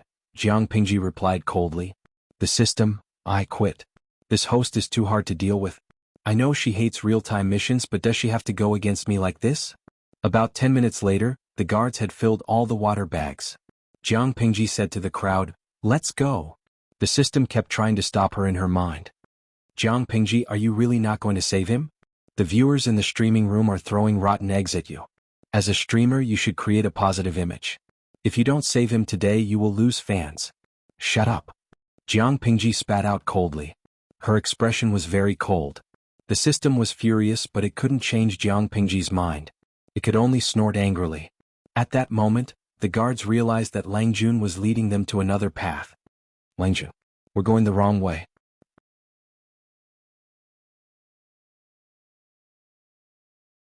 Chapter 253. Jiang Pingji stopped in her tracks and suddenly tilted her head to look at him. She said, the path I say is the one. The guard was dumbfounded. He wondered if his Langjun had a bad sense of direction and was too shy to let others know about it. What are you waiting for? Follow me. Jiang Pingji snorted softly and looked askance at him. Her eyes were misty and she looked strangely proud. Of course, these troops did not understand what it meant to be tsundere, but Jiang Pingji's awkward reaction did touch some people's cuteness. Yes. The guard responded in a loud voice and followed Jiang Pingji's footsteps closely. The audience in the live broadcast room suddenly reacted, and a guess spread in their hearts. Could it be that the host had changed his mind? Nongfu Shangquan Yudiangshuan, streamer, although it's a virtue to stand up for injustice, you should still act within your means. Compared to a complete stranger, I still think that the safety of the host is more important. Even if you don't do anything, you are not in the wrong. Bingtang Lemon. +1. Streamer, you don't have to change your behavior because of other people's opinions. You only have so few people with you. If you meet a group of bandits, not only will you not be able to save them, but you will also get yourself killed. That's not worth it. There was a cost involved in saving people. Jiang Pingji and her group had only come out to look for water. They did not bring any lethal weapons. There were not many of them and their weapons were not good. If the number of bandits far exceeded Jiang Pingji's, wouldn't it be like sending a lamb into a tiger's den? Yuyita, Tisk, there are so many people who are being held hostage by morality. If the host didn't save them, it meant that he wasn't kind and benevolent? If she was in danger because she tried to save someone, would you keyboard warriors climb through the screen to save her? Host, you must be careful.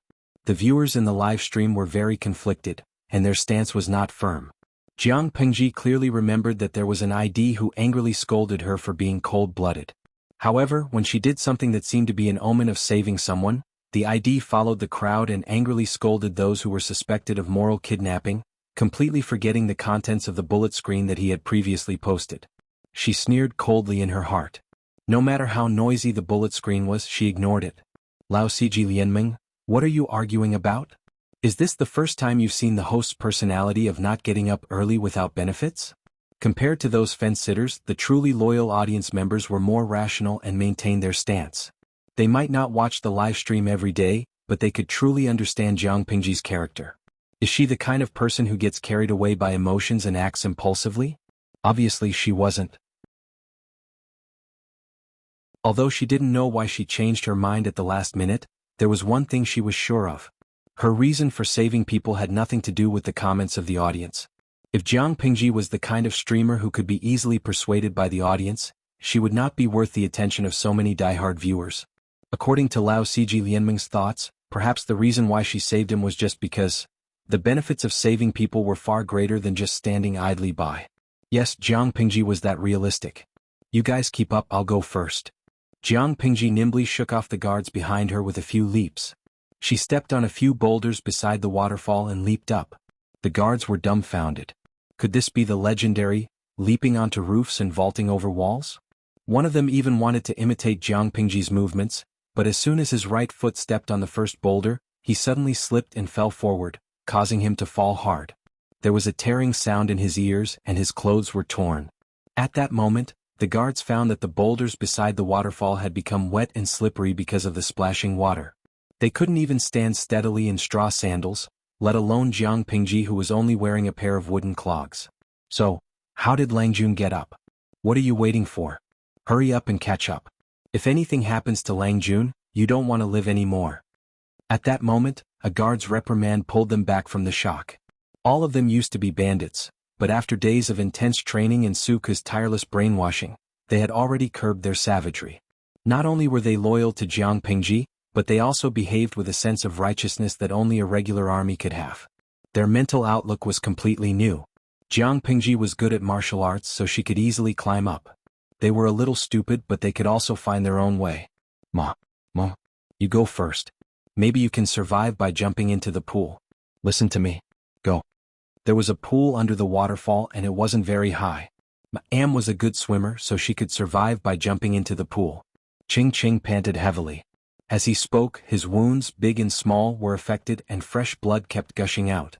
Because of the excessive blood loss, his lips were pale and his face was stained with blood. Even in such a mess, it was difficult to hide his beauty. After that, he fumbled to pick up the sharp sword lying beside him, and with the tip of the sword on the ground, he struggled to stand up. If we die together. How can I let my husband face evil people alone? The hair of the woman in green next to Cheng was messy, and the pearls and jade on her head had long been lost in the escape. She held her husband's hand tightly and said word by word, "If my husband dies here, how can I live?" Cheng wanted to persuade her again, but he thought that they were in the wilderness. Even if his wife escaped and luckily avoided the murderous bandits, she couldn't survive in the dangerous jungle. He suddenly felt helpless and could only hold her hand tightly. Tenderness suddenly grew in his heart. Cough. He coughed up blood. With such a wife, what more can I ask for her? Cheng took a deep breath, held her fingers tightly and said reluctantly, "Don't be afraid, Mum." At that moment, a series of messy footsteps came from afar. Occasionally it was mixed with angry curses. Cheng's heart skipped a beat after hearing it. Those powerful bandits had gotten rid of the guards and were chasing after them? Here they are. They escaped pretty fast. More than 40 bandits were all holding shiny knives.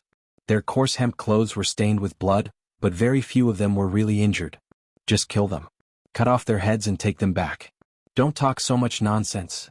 Faintly, some of the bandits' curses were mixed with this kind of dialogue, which made Cheng feel cold in his heart. When did the bandits become so powerful that they could kill more than 100 of his guards with only 40 to 50 people? What kind of bandits would kill people but not rob them? Instead, they would cut off the heads of others and take them away? This was obviously not a case of bandits killing people and robbing them, but someone deliberately waiting here to kill him. Cheng's wife was also a heroine with a lot of courage.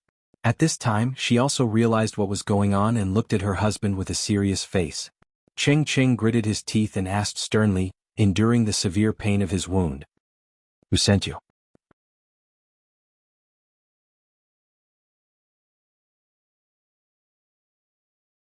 Chapter 254. He was not an important official in the imperial court. He was just a small official in the county. Although he had some background, he hated the internal strife in the imperial court. Instead, he preferred to stay in small places and laze around. He was also careful in his daily life and would not offend anyone. So, who on earth wanted to kill him and paid a hitman to kill him? Ask the king of hell when you go to hell.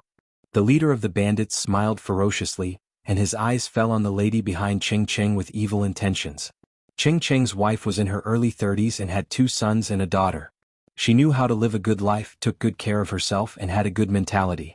Except for her mature and gentle temperament, she was as beautiful as a 16-year-old girl. No wonder these bandits wanted to kill her. Anyway, all they needed to do was cut off Ching Cheng's head. It didn't matter how they dealt with the others. In order to catch Ching Cheng, the 2 brothers had been waiting in the wild for many months and hadn't even seen a female mosquito. They couldn't stand it anymore. Ching Cheng was a man, so he understood the meaning of these people's eyes. His face was cold and he was so angry that his wound was hurt. Facing dozens of evil eyes, Ching Cheng's wife made up her mind and grabbed the sword from Ching Cheng's hand. "Honey, I'm leaving now." After saying that, she was about to cut her throat. At this time, the bandits were also approaching. The situation had reached an irreversible point. Anger and hatred filled his chest. At this moment, all kinds of chaotic thoughts filled Ching Cheng's mind. The gentle and refined appearance of the past had been completely shattered. If the heavens had eyes and he could escape from death, he would definitely find out who was behind this and tear them to pieces. Clang! Ching Cheng's wife wanted to cut her throat, but her wrist was hit by a stone. The sharp sword suddenly fell from her hand and stuck into the ground.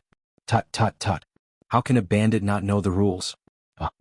Ching Cheng and his wife didn't see it because of the angle, but the bandits clearly saw who was talking. The person jumped up from the waterfall and stopped Ching Cheng's wife from killing herself. At the same time, he spun around and kicked the bandit closest to Ching Cheng and his wife in the jaw. Half of the bandit's teeth fell out, his mouth was full of blood, and his jaw was deformed. Although he was still breathing with that kind of strength, his brain was probably crippled by the kick. Almost in the blink of an eye, that person grabbed another person's hair bun and held a knife in his other hand. The long knife slashed across his neck, causing blood to spurt out. Ching Cheng and his wife were also so shocked that they didn't come back to their senses. When they calmed down and took a closer look, they found that the young man in the Confucian robe who suddenly appeared was not as tall as their little daughter. Seeing this, their joy was instantly suppressed. "Young friend, these villains are highly skilled in martial arts. There's really no need for you to get involved in this." Before Ching Cheng could finish his words, he saw that the man didn't even turn his head. He just crooked his finger at the bandits and his tone was full of contempt. "I'm here to save this woman. You can do whatever you want to the man." Ching Cheng and his wife were dumbfounded. The excited viewers in the live stream were speechless and sent a few colons. Apart from Jiang Pengji, who else could the person who suddenly appeared be? Her proposal was very friendly, but how could the ferocious bandit agree? Based on the fact that Jiang Pengji had crippled one person and killed another, they would not let her go. The system was also confused by Jiang Pengji's capricious behavior. "Didn't you say that you wouldn't do the mission if you didn't save people?" She didn't play by the rules at all, and the system was a little stunned. Jiang Pengji was surprised. "I think his wife is quite beautiful. It's a pity that she died here. I don't care if the man dies or not, but I want to save the woman. If you think I'm doing a mission, I'll kill the man myself after we deal with these bandits. Then I'll fail the mission." The system, it didn't doubt the possibility that Jiang Pengji would do that. In order to resist the system, its host was also trying her best. "Kill them all." The bandits looked at each other and saw the murderous intent in each other's eyes. "Go." Jiang Pengji's lips curled into a sneer. The long knife in her hand was still dripping with blood. So soon there were people who couldn't help but rush up to die. The streaming room had been open for more than half a year, and the audience was already familiar with Jiang Pengji's temperament of killing people easily. At that moment, except for those who were timid and didn't dare to watch, many of the audience felt their blood boiling. After all, it was really helping people when they saw injustice. The hero complex in Wuxia novels was always not as good as it was in the TV series. The streamer was the real deal. No matter how good her acting skills were, it couldn't be so real and hot-blooded. "Go ahead, but I'll lose if you cross this line." In terms of arrogance, Jiang Pengji was definitely at the level of an ancestor. As soon as he finished speaking, a few bandits rushed over with their swords raised high. Jiang Pingji's eyes flashed slightly when she saw the situation. Her lower body was as steady as a rock and her body was fast and agile. Although she looked thin and weak, she was no weaker than any man when it came to strength. She dodged and dodged 2 knife attacks aimed at her fatal parts, and at the same time she took the knife attacks from several people head-on. The bandits thought that they could kill Jiang Pingji with 1 knife attack, but the moment the knife touched her, it was their hands that were split open. The strong men were shocked by the huge force, and they suddenly took 2 steps back. Their lower bodies were momentarily unsteady. It was also in such a short time that everything was difficult to recover. What great strength! That was also the last thought they had left in the world. Jiang Pingji didn't retreat but moved forward. The blade cut through the void, leaving a beautiful white shadow. At the same time, a cold breeze swept past her neck, and the temperature of her body suddenly receded. Her vision was dim and her eyes were spinning. Yuyita, kill. Bingtang Lemon, kill again. Inyue Jiajuga Qinma, 1 more knife. Ji Kongting, still not dead. Jiang Pingji, do you think you're playing a game? Lao Ciji Lianming, congratulations to the streamer for completing a perfect 5 consecutive kills. After a while, Jiang Pingji had already seen through many problems, but there were still more questions left in her heart. The people in front of her were not bandits at all. Or rather, they were not authentic bandits. Instead, they were fighters carefully trained by others. The couple behind her was the target of their ambush. The man's name was Cheng Cheng. Since he could make friends with Meng Zhan in Song Prefecture's Meng County, he was at least from an aristocratic family. What made her wonder was what was so special about this man that the system was afraid of and even wanted to kill him. Yes, the system had an ulterior motive. Even though they had been together for more than half a year, Jiang Pingji still didn't trust the system at all. Even though it issued a real-time task to save Cheng Cheng in Jiang Pingji's eyes, its real purpose was to kill Cheng Cheng. Jiang Pingji's resistance to the system was not a day or two, and her hatred for real-time tasks was also deep in her heart. She boldly guessed that the system was persuading her to complete the task, but in fact, it was to provoke her and make her deliberately go against it. To that end, the system even took out the punishment of level 6 electric shock as reward bait.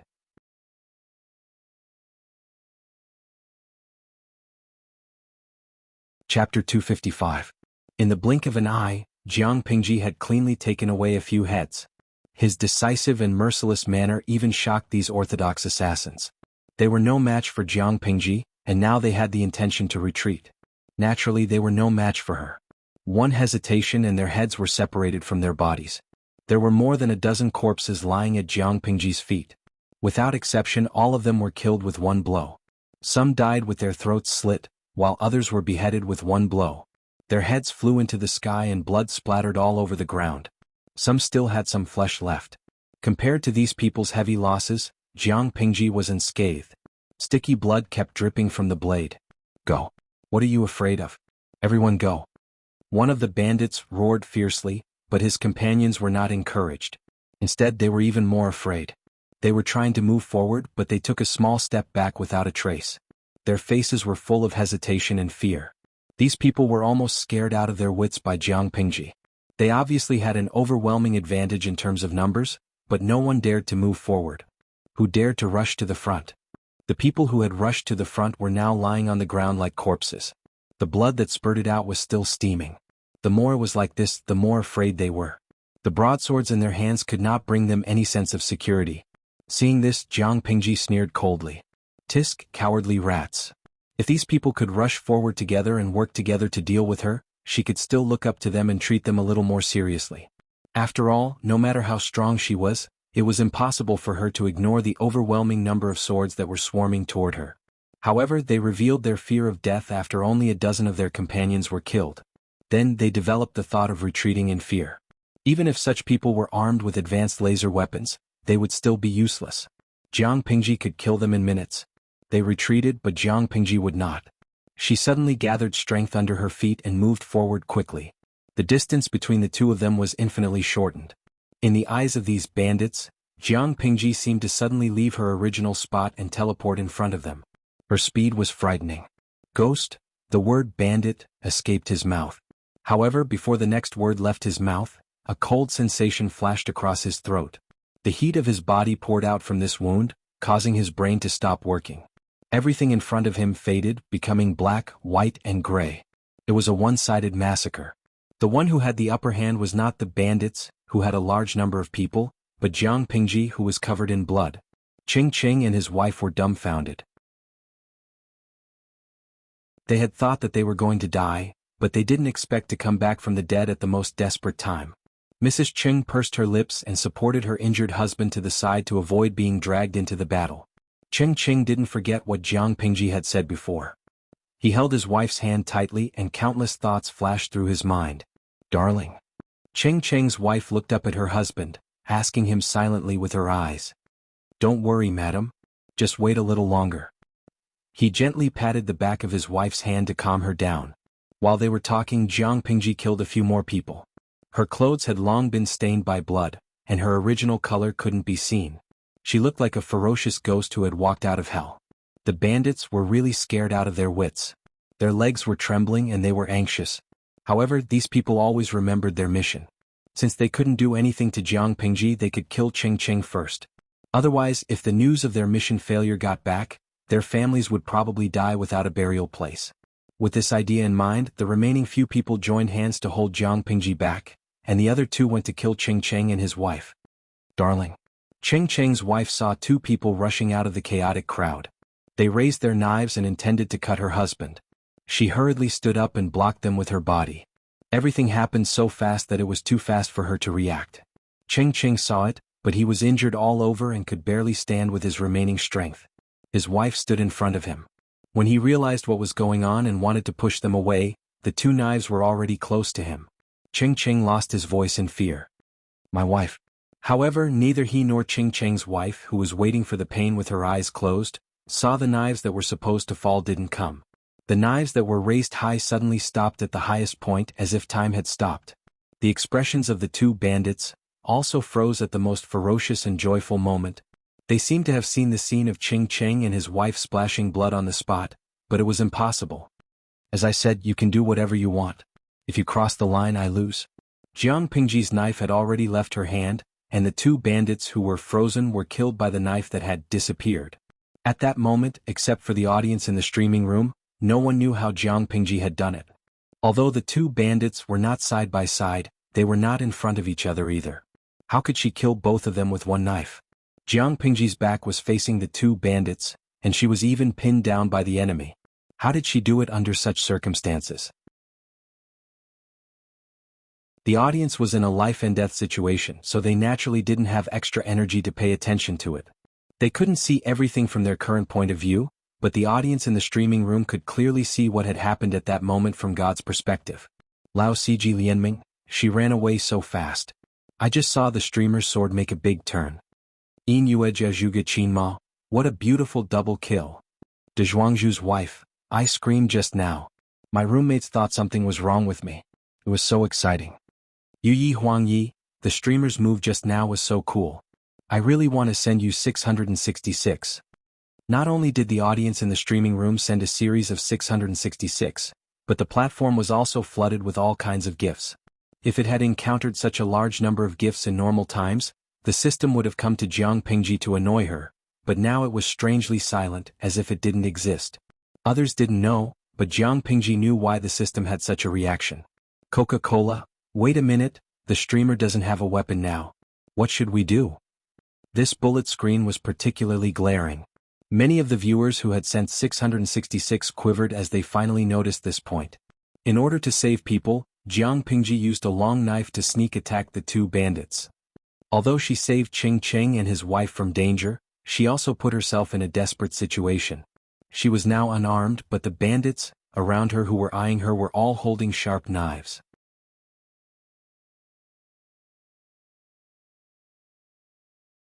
Chapter 256. He wasn't a reckless or stupid person. He knew that if he reminded Jiang Pingji to be careful, it would remind the other bandits and boost their confidence. The threat of the bandits was not on the same level as that of a killer with a knife and an unarmed young man. However, even without Qing Qing's reminder, the bandits reacted quickly. They were furious at first, then ecstatic. Let's go. This guy has no weapon. One of the bandits shouted. Everyone's eyes lit up with ecstasy. It was a heaven-sent opportunity. The broadswords in their hands were thirsty for blood. Whether they were weak or not had a weapon in their hands had nothing to do with each other. If Jiang Pingji had a knife, she could at least give them a quick death and they wouldn't feel any pain or torture when they died. But if she didn't have a knife, it would be a torture. The crisp and muffled sounds of bones cracking rose one after another. Even if Cheng Cheng and his wife left the battlefield, they could still hear the sounds clearly. Not to mention the audience in the streaming room. The superb streaming equipment gave them the most authentic enjoyment. Every time a bandit's hand, finger, leg, or neck was easily broken by Jiang Pingji, they would involuntarily tremble violently, as if the pain had fallen on their bodies, causing them to be startled.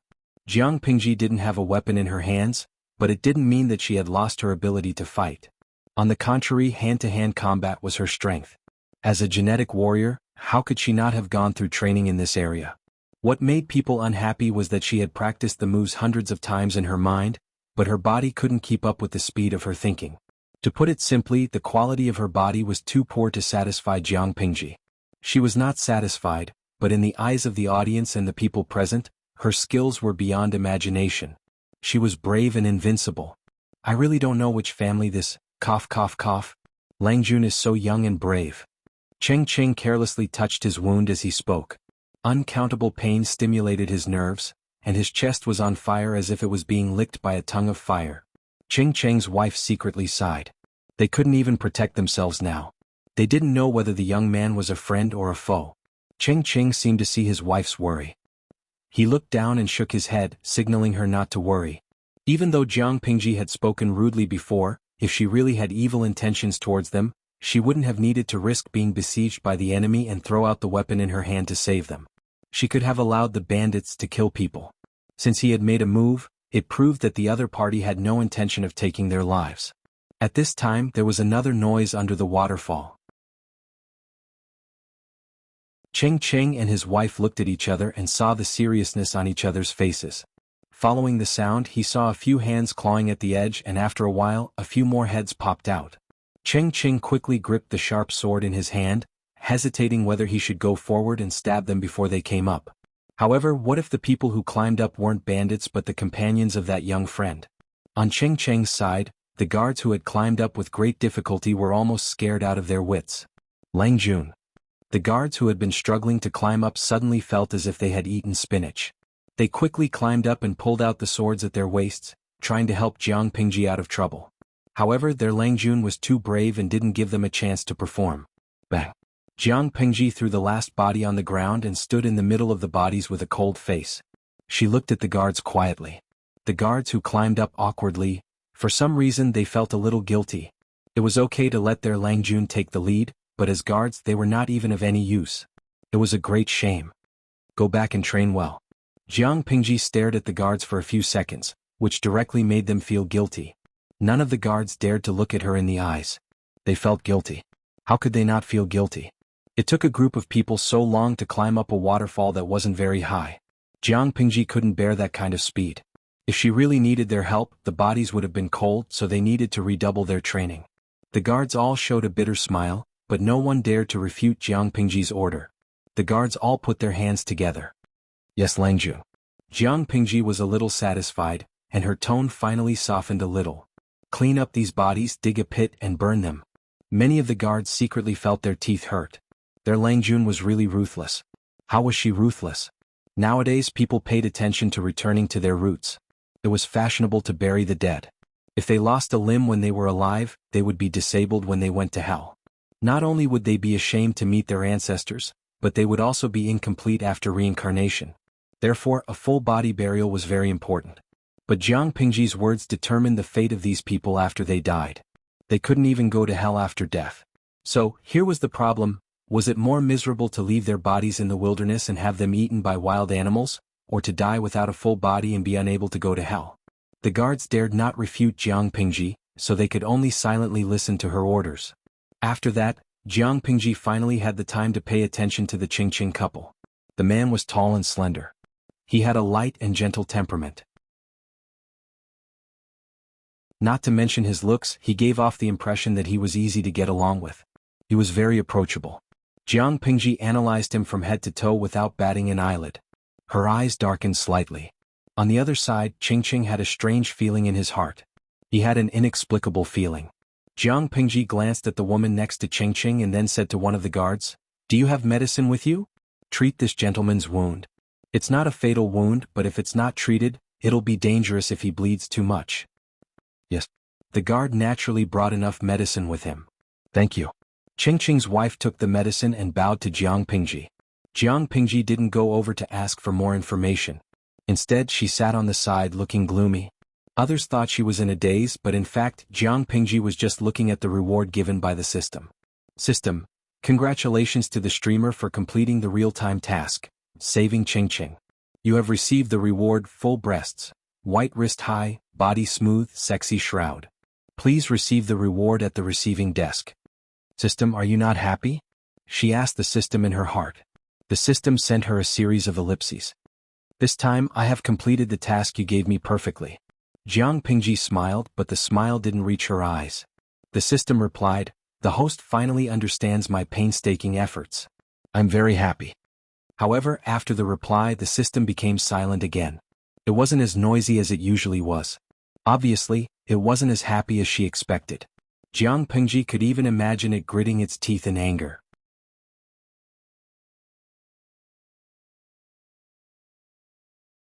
Chapter 257. Why was she angry? Maybe it was because Jiang Pingji didn't act according to the system's plan. It would be weird if she felt good. She couldn't help but laugh to herself. Her vigilance and defense against the system, which was not low in the first place, increased by another level.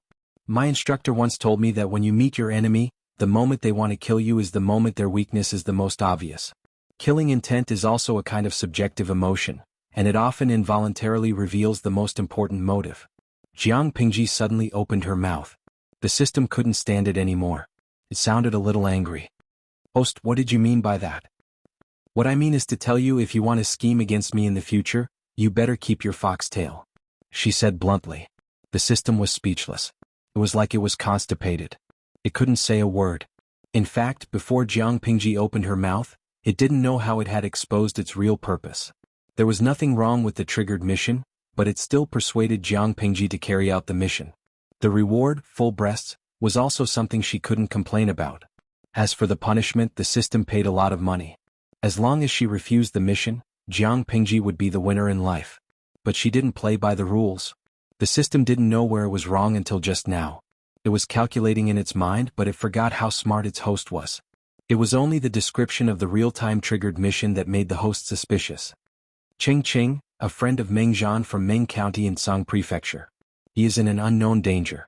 Please save him in half an hour. The mission description didn't seem to be wrong, but it was a trap. Who was Ching? It described him as a friend of Meng Zhan from Meng County in Song Prefecture. The title didn't seem to be wrong, but Jiang Pingji was suspicious because of it. Those who could be friends with Meng Zhan were at least from a noble family.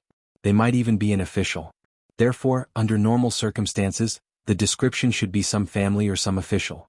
But the description given by the system was, a friend of Meng Zhan from Meng County in Song Prefecture. Who was Ching to Meng Zhan? Why did the system put him in front of himself? He thought about the grudge between Jiang Pingji and Meng Zhan. Under normal circumstances, she would be lucky if she didn't leave after reading the mission description. If she failed the mission, she would be punished with a level 6 electric shock. Her force fusion would increase by at least a dozen points. There were only benefits to rejecting the mission, and it was in line with Jiang Pingji's usual style. The second suspicious point was that the quest was only announced after blood robes appeared. According to Jiang Pingji's usual temperament, it was highly likely that she would help when she saw injustice. She was not afraid at all, but the system just had to issue a mission at this time. The mission content seemed to be to save people according to her wishes, but the effect was to dispel her thoughts. In that case, how could Jiang Pingji not be suspicious? The system, who understood everything, wanted to explode on the spot. This game can still be played? Its stomach was cramping and its head was hurting. It needed to calm down. After a long time, it consoled Jiang Pingji stiffly, even though it was useless. As the other half of the host, I can't possibly harm you. As for scheming against you, that's even more impossible. Jiang Pingji smiled and asked, System, when you said that, didn't you feel like you were lying? The system still wanted to explain, but she forcefully interrupted it and made it swallow its words. Forget it. I never wanted you to be loyal to me. No matter what your purpose is, it has nothing to do with me. However, I hope you can understand one thing. I, Jiang Pingji, am not someone that anyone can order around. I am not a tool that anyone can use to kill others. Even if it's you, the system. She clicked her tongue and did not hide her arrogance. She and the system had already shed all pretense of cordiality. It did not matter. The system sent a long string of ellipses. After spending half a year together, it more or less understood Jiang Pingji. Unnecessary explanations would only make her more disgusted and vigilant. So what if Jiang Pingji hated it? The relationship between the host and the system was simply that of a parasite and a parasite. Unless it left voluntarily, the other party could not do anything to it. Anyway, she had completed the mission. It had achieved half of its purpose. The system secretly held its breath and could only comfort itself. After this lesson, it would be fine to be more careful in the future. No matter how smart Jiang Pingji was, it was impossible for her to be flawless. One could only be a thief for 1,000 days. How could one guard against a thief for 1,000 days? Jiang Pingji said that being mentally retarded was a disease that could not be cured, just like the system. Her plan failed this time, but it still wanted to succeed next time? After the confrontation was over and the system dared not show itself, Jiang Pingji finally had the leisure to find out more about Ching Cheng's background. He was the first person who was seen as a thorn in the system's side and wanted to use her to watch Ching Cheng die. Coincidentally, Ching Cheng had already treated his wound with the help of his wife. He tied a clean gauze and barely stopped the bleeding. With the help of Ching Cheng's wife, he walked to Jiang Pingji with weak steps and bowed deeply. I am Ching Cheng from the Ching family of Lange. Thank you for your help that my wife and I were able to successfully escape from this disaster. Ching Cheng's face was still pale, but he slightly cleaned up his disheveled appearance. It was hard to hide his elegance. Jiang Pingji hurriedly returned the greeting. Hearing his background, she could not help but ask, the Ching family of Lange? Those with the surname Cheng in Lange had inextricably linked blood relations with the gentry of the Cheng family. Looking at the material of Ching Cheng's clothes and his wife's attire, both of their families were quite well off. Yes, Ching Cheng said. Jiang Pingji asked, Sir, you are from a noble family. Why didn't you bring any guards when you went out?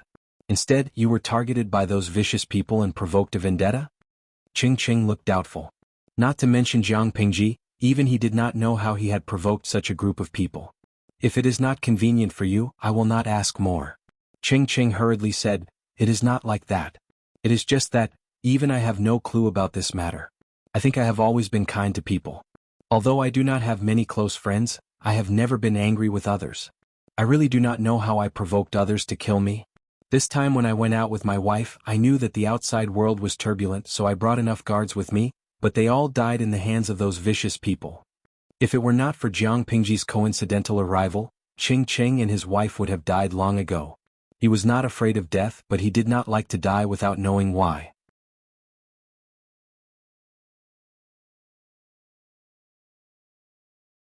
Chapter 258. Ching Cheng couldn't figure it out, but Jiang Pingji's words gave him a new suspect. Noticing the change in Ching Cheng's expression, Jiang Pingji asked casually, Do you have someone in mind? Ching Cheng couldn't say it out loud even if it was really that person, let alone just having a slight suspicion. Jiang Pingji didn't ask further. She glanced at Ching Cheng's wife. The couple had been living a comfortable life. They had never been as embarrassed as they were that day. She asked a very practical question. I just heard from you that all the guards were killed by the villains. Now we're in the middle of nowhere and we're still a few days away from the nearest courier station. What's your plan? Ching Cheng was injured and his wife didn't do any housework. They didn't know how to survive in the wild. Ching Cheng looked embarrassed when Jiang Pingji asked the question. Before he could say anything, Jiang Pingji continued, If you don't mind and trust me, why don't I send you to the nearest station? You can settle down there and then contact your families. You are still in danger if you don't know the background of the thugs. Ching Cheng thanked Jiang Pingji for her kindness with shame. If they didn't get a ride, they would have a hard time surviving even if the thugs didn't kill them. Compared to Ching Cheng's gentleness, his wife was very straightforward. She liked Jiang Pingji more after witnessing what she did. You have extraordinary skills and an imposing aura. I wonder which family you are from? The Lu family of Hejian. My first name is Shi. My father is Lu Shi. If you don't mind, you can call me Lanting. After hearing this, Ching Cheng and his wife were both surprised, but they focused on different things. Cheng Cheng's wife focused on the young man who was talented enough to be a good son-in-law. You are Lu Zhongqing's son? When Lu Shi was young, he was the man that many girls missed. The story of him and his wife, Gu Min, was even more popular. Cheng Cheng's wife had never seen him, but she had heard about him. She didn't expect a talented man like Lu Shi to have such a powerful son. Those villains had forced the couple into a dead end, but in front of this young man, they were so vulnerable. After a while, Mrs. Cheng's mind was already twisted. She labeled Jiang Pingji as the future son-in-law. If any family's daughter could marry Lu Shi's son, it would be a great deal. It was a pity that his daughter was still young. Otherwise, he would really want to settle down for her. Cheng Cheng's focus had nothing to do with Lu Shi. It was purely because of Lu Shi. You're already 20? He didn't look like he was 12 or 13 at most. Jiang Pingji was stunned for a moment. She immediately understood the reason behind Cheng Cheng's question. She explained, the courtesy name of Lanting was left behind by my late mother. It's just that father and mother loved each other deeply. After mother passed away, she always called me Lanting. Since he had already given it, he might as well just use it. It would save him the trouble of giving it a nickname. Cheng Cheng, such a wild and unrestrained style was really something that Lu Shi would do. Most of the blood on her body had dried up. It was impossible to tell what she looked like. Jiang Pingji told the guards to protect Cheng Cheng and his wife. She found a secluded place to wash her face. She couldn't wash off the other blood on her body, but she had to wash off the blood on her face. You're really good looking. Do you have an uncommitted marriage? Cheng Cheng's wife was more and more satisfied with Jiang Pingji. She saw that Jiang Pingji looked so delicate and pretty. Although she was a little feminine, she was a popular image of a handsome young man. She was tempted and wanted to be a matchmaker for Jiang Pingji.